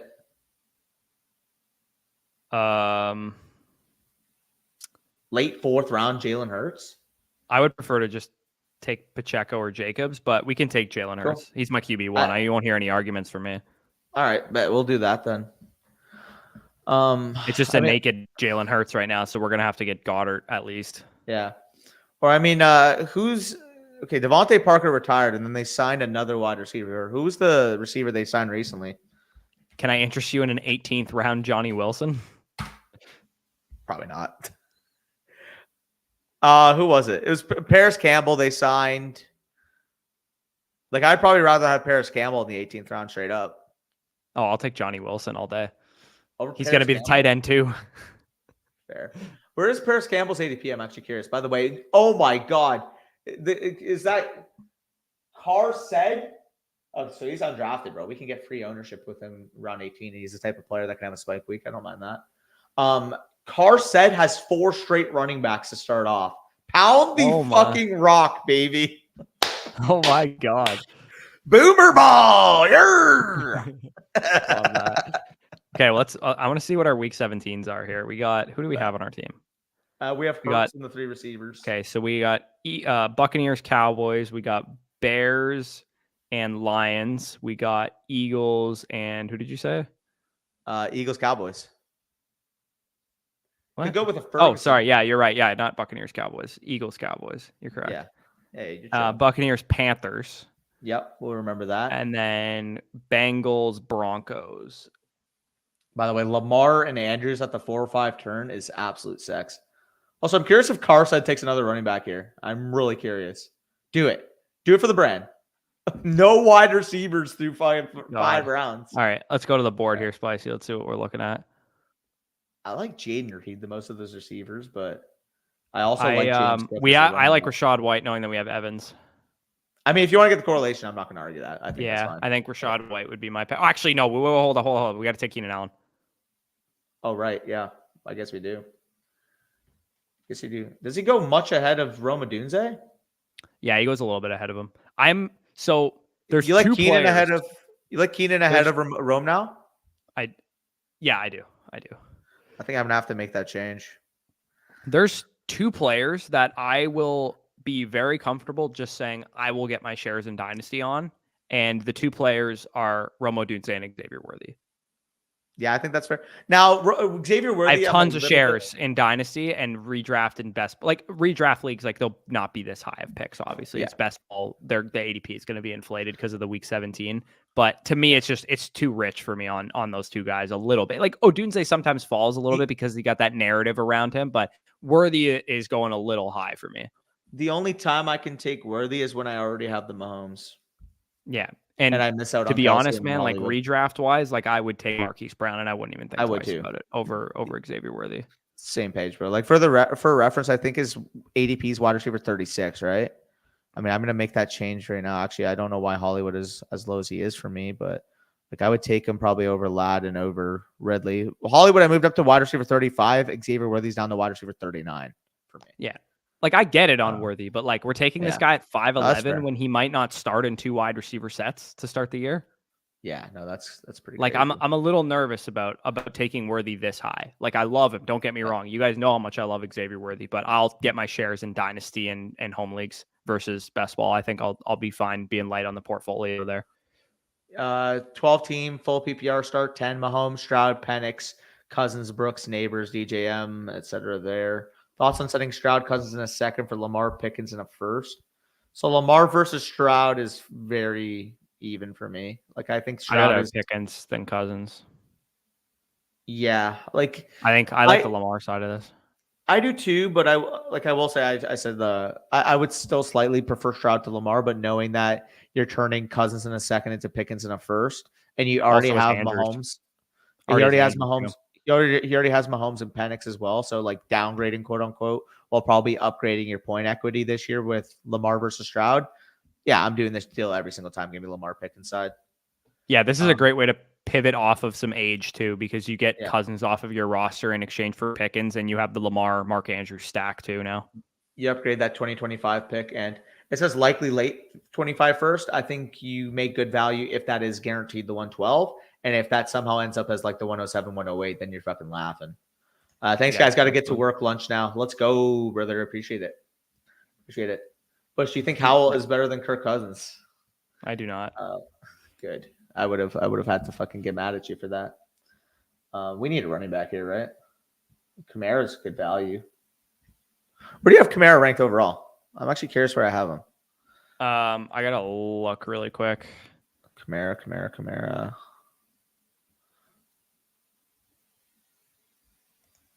We're on the clock here. Yeah, I have him ranked at 76, but knowing the context of our team, I don't mind it. Should we take Kamara or do we just onslaught the fuck out of Tampa Bay? We could do that and just run a straight. Oh, we didn't actually take Rashad White. We should take Godwin here. Yeah, let's do it then. Okay. We're running a strict 0. Strict 0, baby. This is are we thinking we might want to cap this at like 6 wideouts potentially? Probably 7's my minimum that I have to play with. Yeah. There's people that are tinkering with the idea of going like 6 wideouts through like 8-9 rounds and then not taking another one. Just playing into the chaos of running back and drafting like 7 of them. Yeah, no, I feel that. I have Kamara, I believe. You said overall, where do I have him ranked? 76, I have him overall. I think I probably have him higher than that, to be honest. Really? Oh, the difference is I have the quarterbacks higher. So Joe Burrow, Dak, Kyler, Love, I have higher. I have Rice and McLaurin higher, which are all guys I think you might have Kamara over. And you might have Kamara like ahead of like Brian Thomas, Xavier Worthy, Jordan Addison. I definitely have him higher than Brian Thomas. I can tell you that for free. So you probably would have him in the mid-60s? I have Alvin Kamara at 64. I probably do have to raise him a little bit. I mean, outside chance we get lucky and these guys just start pissing wide receiver down their leg right here. But it would be great if people are thinking they're falling behind at wide receiver. Can you star Dallas Goedert for us, Spicy, too? Because I don't want to forget about him because we have a naked Jalen Hurts currently. I moved Kamara, by the way. Yeah. Hopefully we can get him. Yeah, he would be an ideal pick for us here. I'd be fine with Jones too, though, to be honest. I'm scared that Carsed's I'm scared Carsed's just going to take another rip to the running back core. I mean, I should be more worried with the 0 RB bros right in front of him, but we could hit the double elite QB too. Deontay, wow. It's open if we wanted to hit a double elite QB and grab.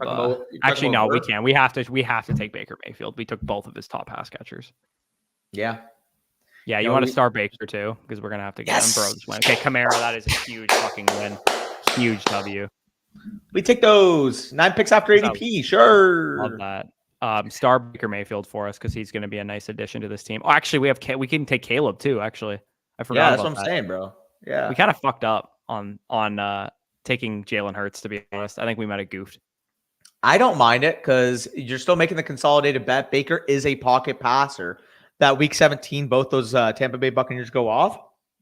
And then if Jalen Hurts is your anchor at quarterback and they still go off, even if Baker has a big passing game, 320 yards, 3 touchdowns in that game, Jalen punches in 2 touchdowns, he still wipes them easily. Yeah. So I actually don't mind having the double stack at wide receiver and then having the more upside quarterback there with Jalen Hurts, even if he's a single.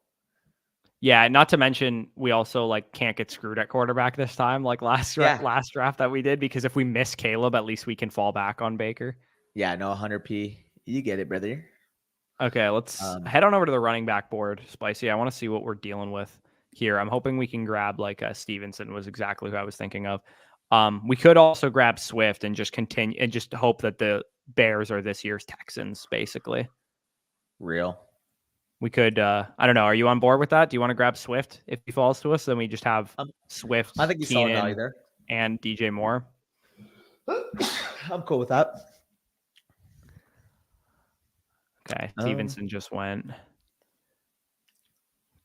I'm trying to think how long I'm going to need to walk to this reservation that I have.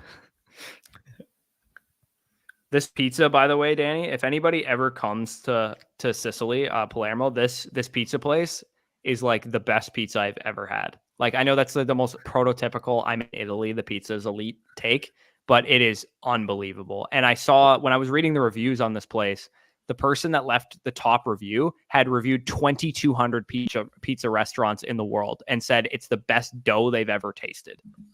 Damn, you're making me jealous now. I'm not gonna lie. You're making me jealous that you're in the motherland. In the motherland. Imagine reviewing 2,200 pizza restaurants. How do you even have the time for that? Bro, you know what you missed out on, by the way? What? You know what's starting in 2 weeks, right? What's that? The Euro? Could you imagine if you're in Italy at the time of the Euro, bro? Yeah, that would be pretty cool. Fucking hell. Like James Street in Hamilton goes crazy. I can only imagine what the streets in Italy would look like after an Italy dub. Yeah, that would be pretty crazy. I know when I was in Spain, there was like a Real match on the one day, and the whole city was in Real Madrid Jesus. gear. Yeah, that's hype. Yeah. That sounds like a great fucking time. Yeah, I could care less about soccer, so it didn't really matter to me. I like the vibe. Don't get me wrong; like it's fun when the whole team is the whole city is rallying around something. But I could care less about soccer. So, I don't know if I Zamir's can an pass on 8-4, Josh eh? Allen. Like, Are you doing another draft right now? I had my slow up, so I was like, I don't know if I could pass on Josh Allen because he's available. Also, do we plug our nose and take Najee Harris if he falls here? No.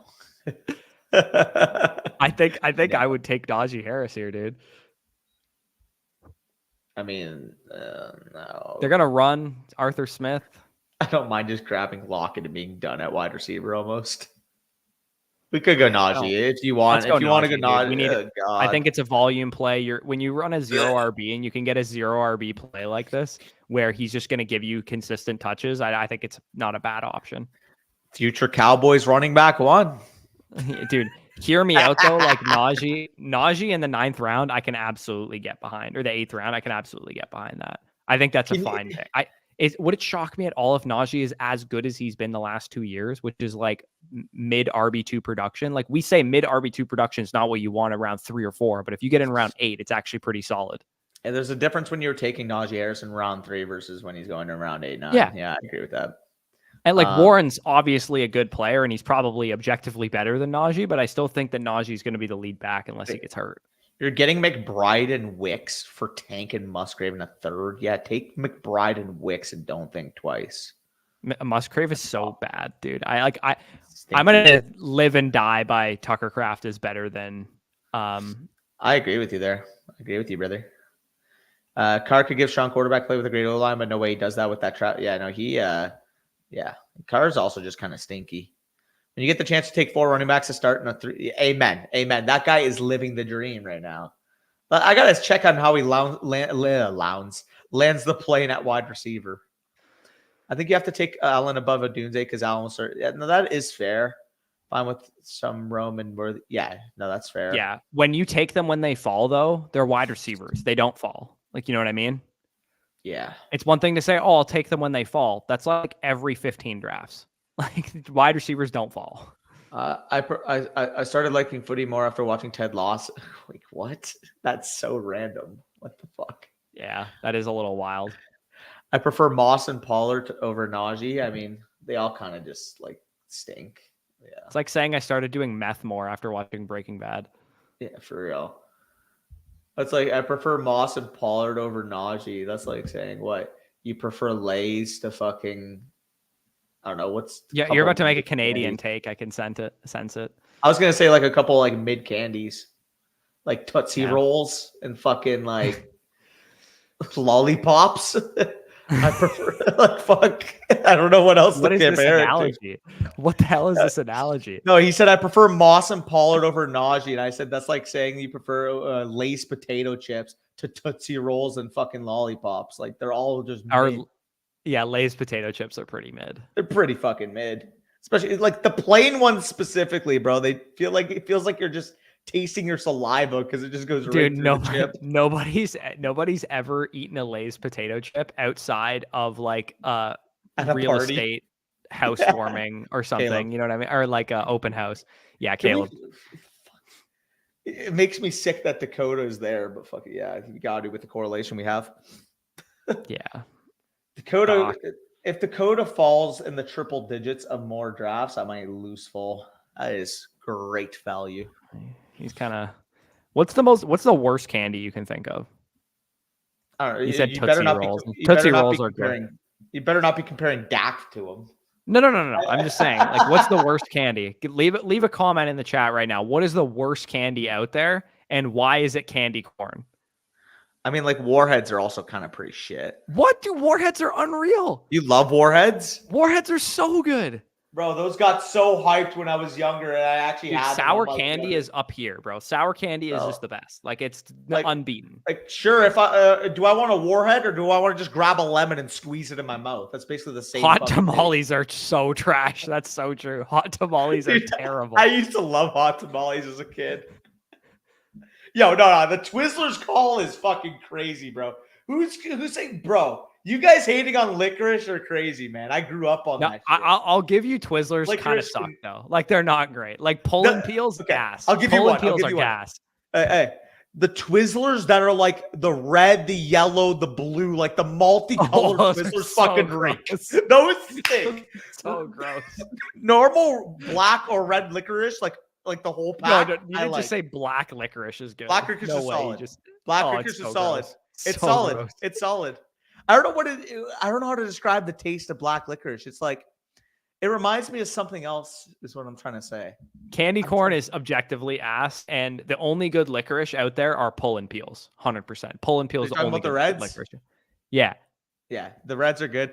Dude, the ones that are like yellow and blue. I remember I used to get them for Halloween as a child. I used to throw them out because they were atrocious.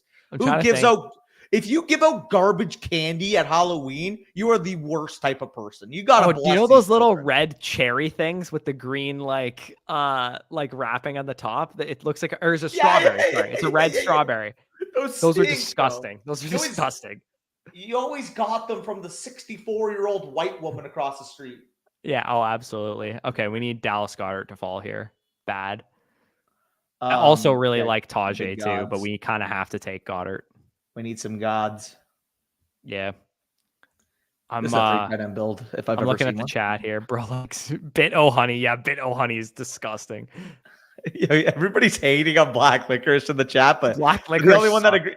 Shout out Cody. Good. Cody knows black licorice. Sometimes you're in the mood for some black licorice. It hits the spot. Goddard, yeah, go Goddard. Yeah, for sure. Dots, yeah, dots are pretty shit too. I'll give people that. Dots are so gross. I remember every time I would go to like Marine Land and Canada's Wonderland and shit. If you guys don't know what that is because you're American, they're basically just amusement parks.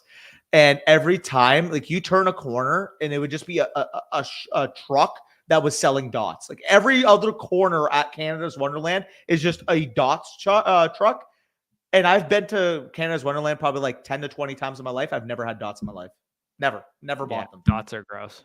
Never. I'm trying to think what else is a disgusting candy. Like, I think if I had hot tamales and candy corn are just like so bad. Fucking Jaeger bombs taste like black licorice. That's the fucking taste. Yeah, Jaeger bombs are good though. They're good, but that like every time I have a Jaeger bomb, I'm thinking of the taste of black licorice because they taste so similar to me. No, Sambuca tastes like black licorice. Sambuca is a liqueur. That I think Jaeger tastes like black licorice. I think like it kind of does. Yeah, I'll give you that. I'll give you that. Jaeger kind of tastes like black licorice, but it's Sambuca tastes exactly like black licorice. Like it's the same exact taste. Danny, you should never be in the mood for black licorice. Can confidently say I've never even considered being in the mood for black. Also, Jake with a Canadian take here. Smarties are actually trash too, but I don't think they have Smarties in the States. Hear me out. Smarties from the box, no bueno. Smarties in your Sundays, like if you go get a McFlurry, okay, that's Smarties a and McFlurry can hit. That's a good take. That's a good take. I think so. I might correct me if I'm wrong, but isn't there something called Smarties in the States that's totally different than the Smarties we have here? Maybe he's talking about the Smarties they have in the States. Smarties are the U.S. There. Wait, what? So Smarties here are a totally different thing, I think, or in Canada. I'm not actually. Oh, Smarties they're Rockets. They're Rockets. No here. Shot. Yeah, Rockets are unreal. That's a horrible take. Also, Rockets. Chase Brown all day. Chase Brown. Yeah, I'm down. I'm keen. I'm keen for some Chase. Yeah, no, dude. Rockets or AKA Smarties to Americans are unreal. And we used to crush them up and you could smoke them too. That was the thing that people used to do. So you guys, yeah, no. Oh God, yeah. So that's you guys, okay, for reference, if you guys don't know what we're talking about. So your guys' Smarties are like the Rockets here, right? Our Smarties, okay, I did not mean to click into that. Our Smarties are literally like little chocolate pebbles. Yeah, they're they're like shittier M&Ms basically in Canada. Pretty much. But yes. All candy kind of reeks. Yeah, that's actually a good take. I'm not gonna lie. Like you have to all be in candy the mood does for not candy. reek, bro. Candy. Sour Patch Kids slaps. Yeah. What's the goat candy is the real question. I would This never is the turn last down thing some I'll have Sour. to talk about because I got to head out of here in like 3 minutes. I would never turn down some Sour Patch Kids. I would never. Yeah. turn To them me, down. cherry blasters are better Cherry than Sour Blasters are Patch good Kids, in too. my opinion. But they're like all those like Maynards, like Fuzzy Peaches, Swedish Fish. They're Oh all man, dude, like the Fuzzy Peaches. Even like, dude, the underrated one is when you would go to the bulk store and you just buy a bunch of peach rings too. The peach rings also slapped. Oh, sour keys are the 101 of candy. Sour I just keys, thought yeah, of the sour keys. sour keys, but the Yeah. thin ones, not the thick ones. The thin sour keys, The thin ones that are you could like just shovel in orange, your mouth. orange and red, kind of, and then they had Yeah. like green and red ones too. Those are the goats. Those I are the will. best. I will say I would never turn down a big sour key either. Like when you got that big sour key put into your bag when you were a child going to Halloween, you would just realize, hey, like I will enjoy that sour key later. Like the big jumbo also one. chocolate not included. Brock said is chocolate included. Chocolate's a totally different discussion because the number one chocolate bar, the top 3 chocolate bars, not up for discussion in my opinion, are Coffee Crisp. Did you say Swedish? Did you say Swedish Fish? Swedish Fish are good, yeah. They're okay, but I mean, Swedish Fish is amazing. Swedish Fish, I don't know about amazing. Like they're kind of the army man. When I said sour cherry blasters, Sour Patch Kids, and Fuzzy Peaches, and then I grouped Swedish Fish in there, it's kind of like the army man meme a little bit. Yeah, no, that's fair. Also, pineapple on pizza invalid. Okay, I talked about this. I talked about this before. I talked about this when you weren't on stream last time. If you are at an authentic Italian pizza place, I'll look up the menu of the place I'm going right now, and I can guarantee you there's pineapple on one of the pizzas. There will be, but you don't eat it at an authentic Italian place. When a nonna is in the kitchen, when her apron is full of flour, when the sleeves are rolled up, when you see the little bags of her arms just hanging there, and she's just rolling the pizza out, you cannot put pineapple on that. But when you go to your little fast I'm in Italy, Danny. I'm literally in Italy telling you there's pineapple on the pizza. And there is, but you cannot eat pineapple on pizza from those places. You have to enjoy them the way they are. I will give you, if you go to that greasy pizza place around the corner from you and you throw some pineapple on because you're fried at 1:30 a.m. and want to muck down a pizza with the boys, I'm cool with pineapple in that scenario. But when it's authentic, it ruins it, in my opinion. Like if I'm going to my nonna's house and I'm asking for a pizza, I'm getting some supersata, I'm getting some capicolo, I'm getting some good cheese, some provolone. You get the good shit in there. You know what I'm saying? Like okay. you got to make it. I think this is a good Hawkinson team. I also don't mind taking a Leggett here. We could take Komet too at tight end because we have Caleb and the double stack. Yeah, I don't mind either. I can't actually take Leggett first. I can't. Sorry, I can't take Komet over Hawkinson. To me, I would just want to hurt myself. We'll just take whatever tight end falls and feel good about it. I have to head out of here because I got a dinner reservation in 15 minutes, so I gotta go over there. But yes, we'll talk to you guys later. Of course, you know the drill. Sign up on Underdog, do your drafts. Somebody asked, I'll answer this last question. He says, Zach says, I have 600 Underdog. Should I be doing drafts now or closer to week 1? My attitude towards it is I take whatever your bankroll is, whatever your budget can handle, 25% in May and June, and then backload the rest of it for July and August when more information. That's the way I look at it. But I'm not if gonna you want lie, to get ADP values and stuff, that could maybe be why you would want to do drafts now.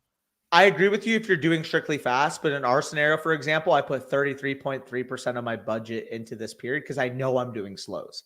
And I want access to a big portfolio of texture right now because I know like these drafts aren't going to be done within an hour. These drafts are going to be a couple weeks time where I will gather more information as we go. So for me, again, if I had a 3,000 to start, now I'm at 2,000 and I kind of want to spend it 1,000 per month for the next couple of months. Yeah, that's fair. All right, I gotta head out. Peace out. Appreciate it. So now wait, if we actually, I agree with you, Flet. Ball brother, what's up, Spicy? How you doing? I know it's unmuted. Yeah, no, you're chill. You're chill. Let me see if I can. I mean, you could be on if you want. If not, I can just put you in the backstage because I know you're. It doesn't matter. I bet. Let me do that then. Fuck it. I'm gonna do that because I don't feel like making another display right now. We are on the clock here, and like we were saying at that last pick, we do have some texture with the Bears. But can we pass on Hawkinson? 14 pick ADP value. Do have the divisional factor there. You know what? Give it Hawkinson. Give it Hawkinson. I just can't do it. Here, let me do this, by the way, here. Perfect. Yeah, you're blocking half the team. Yeah, we should be good now, right? Perfect. Later, Bush. Talk to you never. Thanks, Brock. Love meeting another man of culture. Bro went to the source for the pineapple argument. Yeah, I mean that's the way she goes, in my opinion. Like you have to realistically be in the right setting. Like if it's just a crazy drunken night, I'm not going to argue if somebody wants pineapple. But if you're getting authentic Italian pizza and you built up a nice little starving to it, like you're really hungry, you got to have it the authentic way. Man, the worst. You are crazy, man. How do I have the worst food takes? I have the best food takes. I'm a big guy. I have a lot of food. Is there a correlation between pineapple and pizza and how drunk you are? No, there definitely is. Like you're less likely to, or you're more likely to get pineapple the more drunk you are. It's definitely proven. Danny and Bush, you should talk poutine. Probably next stream. I'll bring up the poutine bars to him later. Bush later. Poutine is S tier food. Poutine is the perfect drunk food. Like I'm telling you right now, especially when I was going in uni. I mean, Flight, Guelph like the back of your hand as well. Like you'll realize like you got like smokes around the corner. Like you get home from a nice little drunken night out at the fucking at Palace, at fucking Western, at fucking Frank's, like, and you want a nice 2 a.m. food to have, like you can't go wrong with some poutine. I will say there. I've had a couple times where I'd wake up face down, drunk from the night before, and there'd be a half-eaten poutine on my nightstand. Like it's just kind of the way she goes sometimes when we're at uni. Perfect drunk food that's fair. It's a good food overall, don't get me wrong, but I think it's the perfect drunk food. It's like you need the best of both worlds in terms of the texture, in terms of the taste. You can add some buffalo chicken into there, some bacon into there. Obviously, you got the cheese. Like when you're drunk, man, that shit fucking slaps. Don't have too much fun, but yeah, no, 100%. Spicy looks comfy. He is very comfortable right now. I do agree. Yeah, he's nodding his head in the back. You can be on. You can be on if you want.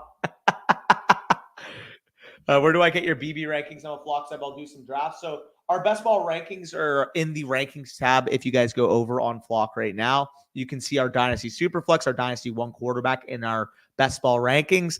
Again, my best balls are updated as of mid-May. As of now, I will be re-updating them this week. So you guys will see, it will most likely say by the time I put those out, either 604 or 605. So those will be up to date this week. So if you guys are doing some drafts, we got you.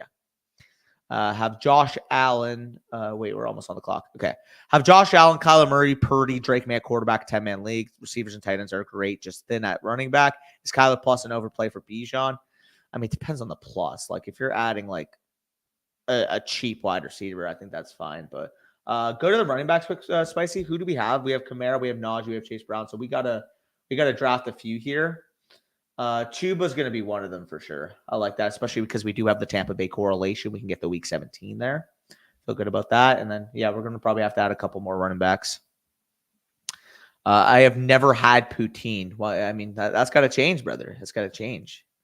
Yeah, no, that is fair, Flet.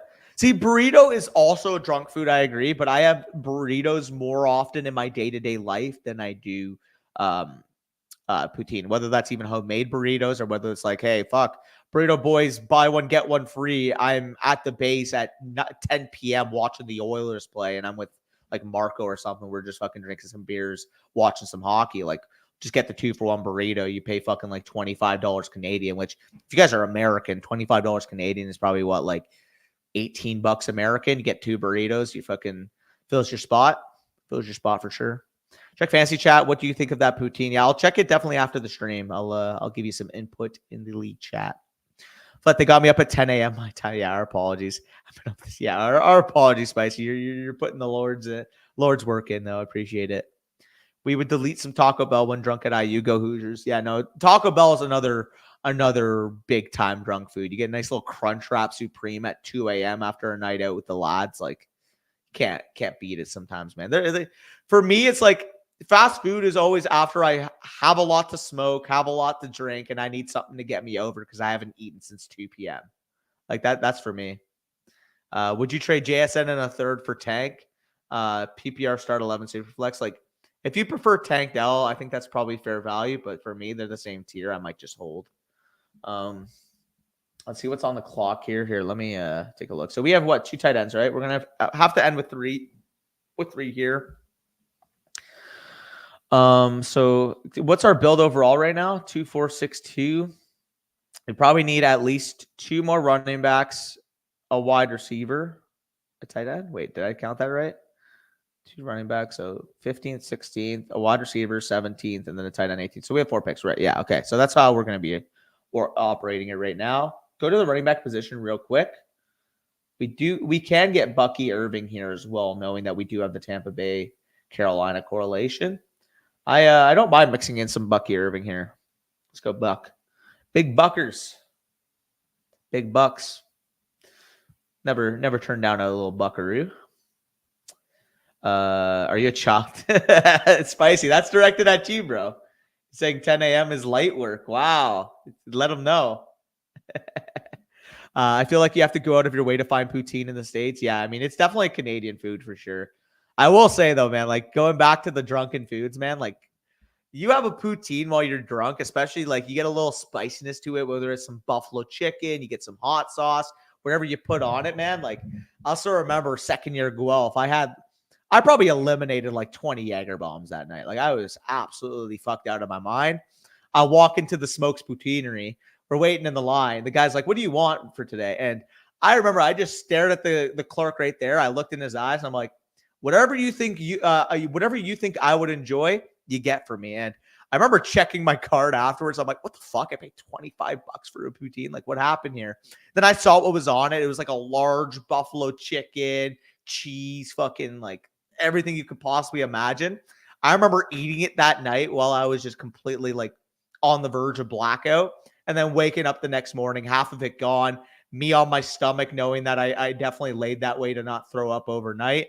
And I remember I woke up at 5 a.m., went straight down to the bottom floor to the vending machine, bought like 5 Powerades and drank them all by 10 a.m. I'm not even trolling. Like I actually felt great, man. Like that was the perfect hangover elixir, if you will, just chugging some Powerades. Yeah, 6:30 a.m. is when the adults get up. A good shit-faced Philly cheesesteak is also a slap. Again, I have never had authentic Philly cheesesteak, I will admit, but even just like you get a normal Philly cheesesteak in Canada, it'll slap. So I can only imagine how it is in Philadelphia. GM, nice to see Bindles in the chat. Shout out Bindles, by the way. We are actually starting up a Debbie startup in the oncoming weeks.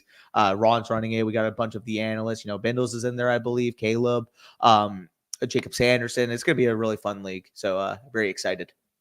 The fact that literally French fries with cheese and gravy is hard to find. Yeah, no, that would seem like a food that the States would perfect. Just get some fast food fries and make them even more fast food. Like I'm surprised that the States didn't come up with that, to be honest. Rebuilding team, would you move 212 and Chubb for Trey Benson? I mean, it's kind of tough to trade a second round pick for a running back if you're rebuilding. I'd probably just hold and try to sell Chubb in season, but it really depends on what your market is for each of those guys. Depending on what your league market is, pretty much. Like if you know your league is completely anti-Chubb, or if you know that they're pro Benson, maybe you make this move. But for me, I'm just not investing more assets into running back, knowing I'm not competing. Let's check the board, Mr. Spicy. So we need what, a wide receiver, a running back most likely, and tight end. Okay. I mean, we could go. We got what, Hawkinson and Kmet. Okay, or Hawkinson and Goddard. Who's our other quarterbacks? So Jalen Hurts. Okay, so we got our Goddard. Okay. Check wide receivers quick. You know what? Bush isn't here, so he can't even tell me how bad this is.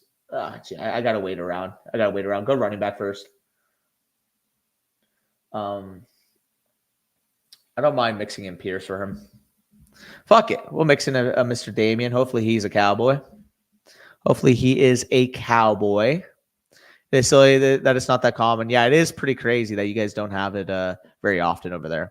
I recognize. So this is basically, yeah, no, that I actually like that is appreciate you for fucking tuning out, brother. Like that, you're helping the boys big time there. Poutine looks really good. I want some of this. Yeah, you're gonna have to get some, Brock. You're gonna have to get some.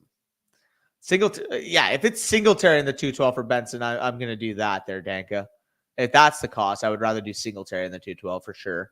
You should go to Philly, get a cheesesteak, and talk. And man, like the end goal will be going to Philly to watch a Cowboys game live and then just talking shit to Philly fans. Although I may get stabbed if I try to embark on that. Also, damn, Jalen Tolbert did not make it back to our pick, so big pain. Dan's gonna get shot if he does. Yeah, literally. Now the timing of that's kind of hilarious. What up? What's up, Fantasy Football Garage? Appreciate you tuning into our absolute chaos. Haha, evil Brock. Philly fans would boo Christ on the They would. I mean, fuck. Do you remember when Dak Prescott was accepting Man of the Year and Philly fans were booing him at the Super Bowl, literally for a reward for how great of a person he is? Like, okay. Check tight ends, quick, spicy. I mean, it's got to be probably Likely, I would say, or Kraft. Actually, wait around on Kraft. Get a wide receiver here. I don't mind mixing in a Mr. Chark. Let's do Chark. Fuck it. I would have said McMillan, but we already have 2 Tampa Bay Buccaneers wide receivers, so I don't want to do that. Flet's over here sending shots at me. Heard that watching a Phillies game this season, for real. That's fucked up. But Jesus, the Cowboys are seeing they crucify him themselves. Yeah, I mean, Eagles fans are just, they do not like any Cowboys player, period. And I mean, to be fair, I don't like many Eagles players, so I do not blame them, though. I will say if Jalen Hurts was accepting a Man of the Year award, I don't know if I would be booing him on the big stage. Spelling the name incorrectly. Oh, he called them Fleets. I just took that in. Well, Fleets like the Twitter function? Fleets? Okay, that's actually hilarious. Spelling the name incorrectly is disrespectful. Yeah, what's up, Fleets? I love how his name is literally fucking 5 letters, and then we still have found a way to fuck it up. Nah, that's hilarious. Fucking Fleets. Yeah, what the fuck? No, don't kill me. That's actually fucking comedy. Like, I understand it. Like, if you spelled like Tyler a little bit wrong, like maybe you spelled it like Tailer, like that's one thing. But flat, I mean, that's actually also really bad. Tyler might just actually roast me for saying that. Do you know anybody out there that spells their name like Tailer or like Taiyer? Like, I don't know. Comment down below if you guys know a Tyler with like a funny spelling like that. My phone used autocorrect so that okay, that makes sense. Hopefully Mr. Tucker can fall back to me. I would do dirty things for a nice little Tucker Craft in round 18, please. Please. Now, it's actually wild that America has different Smarties than Canada. I didn't even know that was a thing. And like, does the UK also have different Smarties, or am I tripping? Girl spelling of Tyler, I've seen be funky a few times. Yeah, like Taiyer would probably be like the one. Yeah, and that's free Tucker Craft round 18. Sure, we take those. Yeah, no, overall feeling pretty good about the team. Got some correlation, got some double stacks rolling. Got a single naked Jalen, or not naked because he's got Dallas Goedert. Single stack Jalen Hurts with Dallas Goedert. We are feeling good, but we'll probably Q&A for the next couple minutes because I know Spicy. Spicy, if you wanted to, like you could head out because I am not going to force you to stay if I answer a few questions at the end here. But I'll probably stay till like the hour 55, maybe. I mean, depending on how many questions we get, maybe hour 50 mark. So depending on how many questions you got, I'll probably sign off either in the next 2 minutes or the next 7 minutes. So feel free, if you guys have some comments, leave them down below. Get 162 of you still in stream. Appreciate you guys for the support. And yeah, fire away some comments if you do have them. I will be happy to answer some. But would you be happy ending with AJ Brown, Barkley, and Hurts on one of these? Sorry. I read that as happy ending. I'm not going to lie. I was like, bro, like, take it easy, Spicy. Appreciate it. I read that as a happy ending. So my bad. Here, let me go here. Yeah, I'd be more than comfortable doing that. You get AJ Brown at the end of the first, you get Saquon Barkley at the end, or at the end, the beginning of the second, and then you get Jalen Hurts on that 3-4 turn. I think that's very fine. Could be worse. The principal of my high school announced my name as Brooke as a no. That is an insane work. You're a valedictorian of your class. Meanwhile, I didn't even show up to either of my graduations. So that was great. What's the goat cereal? Sorry for the few questions. I'm hungry.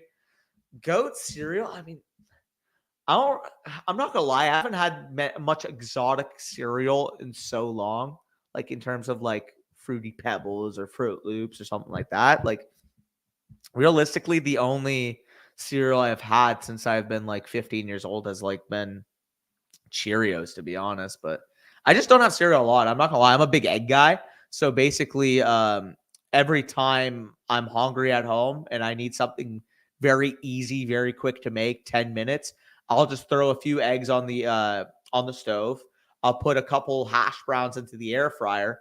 I'll swipe some guacamole on these hash browns, put the egg on top of it, and then drizzle some sriracha. You just eat it like that. You get the crisp, you get the taste of the eggs, you get some of the yolk. Like, big time fan of that breakfast, and it's very easy to make. And yeah, it's a go-to of mine, especially considering a lot of my work, as you guys can imagine, the majority of my work is just going to be at home. So being able to step out 10 minutes, make something quick like that, very, very easy to make, and it tastes good. So, and Brooke is not a guy's name, so it could be worse. Fleet. Yeah, that is fair. Although Fleet is pretty bad. Yes, sir. Facts I skipped also. Yes, sir. Fruity Pebbles or Cinnamon Toast Crunch. Cinnamon Toast Crunch was one I really liked as well when I was really young. Big fan of the Oilers now. Yeah, I mean, we need McJesus to make win a cup. We need McJesus to win a cup. That's all that matters. I like Cheerios, the sugary cereals, upset my stomach. Yeah, exactly. That's kind of where I'm at as well. Hell of a front porch on the Oilers there. I'm cheering as well. Oh, yeah. If you guys are unfamiliar, make sure you search up Front Porch Oilers on Twitter, and you'll know exactly what I'm talking about. A very fine-looking young woman just so happened to lift her top a little bit in the middle of the game. We will take it. We will take it. Yeah, good time. Bro, I got you, Ethan. I got you. You said you're hungry. Again, 10 minutes. You pop the hash browns to the air fryer, 10, 15 minutes, depending on how strong your air fryer is, whether it's at 405 degrees, whether you do it a little bit lower, whether you do it at 425. You find the right temperature. For me personally, I'll pop it 15 minutes at 405 heat. Perfect temperature, I find, for those hash browns. And then, of course, you take care of the eggs. But when you're making the eggs too, if you have a little bit of cheese, you can grate some cheese on there. I love throwing on garlic powder, black pepper, and salt. So that's the type of seasoning I'll put on it. But yeah, good meal. Fleet, yes, sir. If Flet ever rejects a trade, I am calling him Fleet in the messages. Can you block? I actually think you can, because I remember I think I had to block somebody once. Don't ask me why. Oh, this girl took one out of the America playbook there. Yeah, she was. No, I might have to say I do indeed need her. Yeah, like that would be my response. I do indeed need her. So yeah. Have a seafood show in the works. Yeah, I swear, like, I mean, if you guys were unfamiliar, if you guys were at the last live stream, like, we just spent like a good 30 minutes after the drafts just talking some Call of Duty, and now we're just on some food. So got to mix in the variety. Again, obviously, we're going to give you guys the great fantasy advice you guys are craving. But, I mean, when you're craving some food, when you're craving some COD talk, I mean, you got some Ladster to talk at the end of live streams. You never mind that. Never mind a cheeky Ladster going off topic at the end of a stream. And, I mean, the fact that all of you are still in here just kind of proves my point. You do like mixing in some of the variety here, so I appreciate you guys for that. If you guys are unfamiliar, I can talk nonsense for a lot of time. I mean, I know Flet knows this very well too. 108, 204, and Higgins for Puka.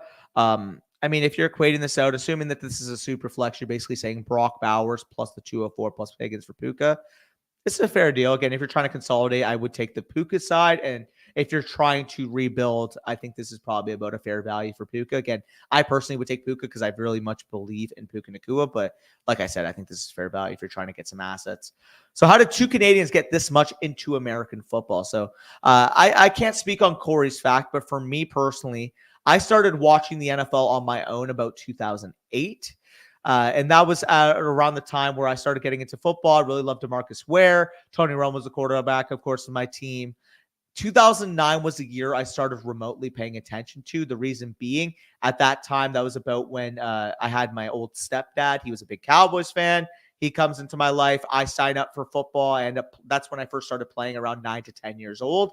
Ended up playing there, became a big Cowboys fan in that regard. And that was the year that the Cowboys lost to the Vikings. They got smacked in the divisional round the week before Brett Favre threw the game-losing interception in the NFC Championship against New Orleans. That was the first year I was fully invested. Again, 2008, I watched, give or take. I was a Cowboys fan, but I wasn't watching every single game because I didn't really have anybody in my life that was a big football fan.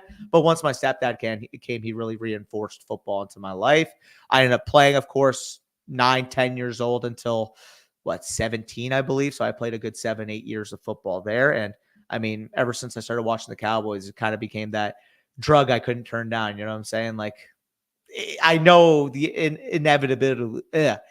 I know inevitably it's going to come crashing down in a year, but I mean, it's kind of addiction to the chaos. I don't know. That's the best way to describe Cowboys fanhood, in the sense that I started watching the year, of course, they end up getting smacked by the Vikings. 2010, of course, the year that Tony Romo gets hurt, Wade Phillips gets fired, and I do actually have to change to my other camera quickly. That is.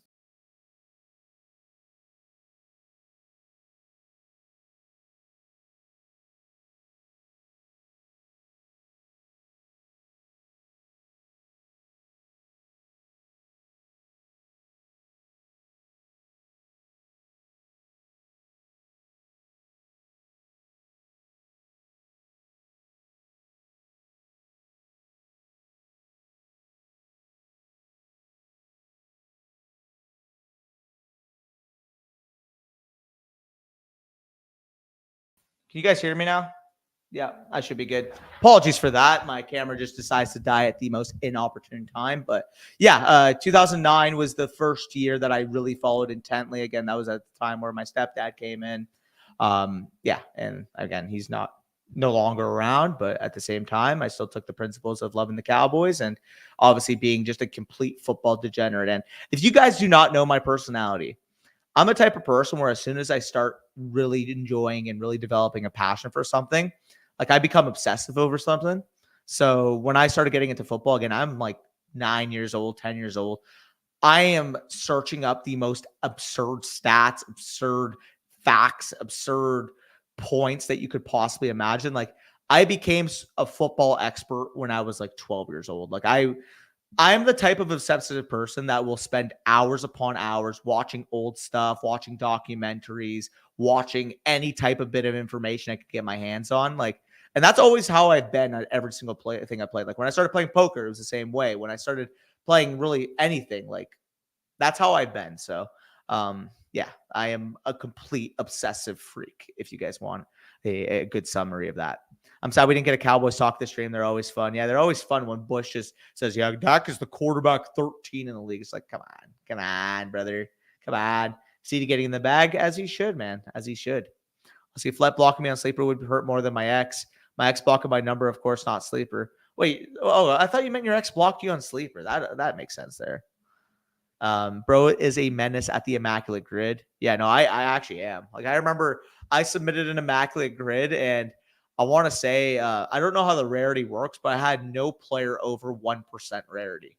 Like every of them was in like the 0.5, the 0.2. I remember like one of them was like a Cowboy Jaguar, and I wrote Laurent Robinson. He had like a 0.03% guess rate, and it's like, okay, fair. Tickles the tism a bit, definitely. I feel you there. Yeah, no, I don't know what's wrong with me with my personality, whether it's like a little bit of something, ADHD. I don't know what it is, but I am a very hyperactive person when I'm either very like mellow and chilled out, or I'm very, very hyper. Like there's no in between for me. And maybe that's just because of my coffee consumption, who knows? But I've always been like that for my life, in the sense that when I'm very excited and I'm in the mood, like I am very, very loud and I'm very, very expressive, but then sometimes I'm just non-expressive at all. Like, I don't know what it is, but hey, you guys fucking either love me or hate me for it. There's nobody in my life that said, Danny McKinnon, that's whatever. That's a fine person.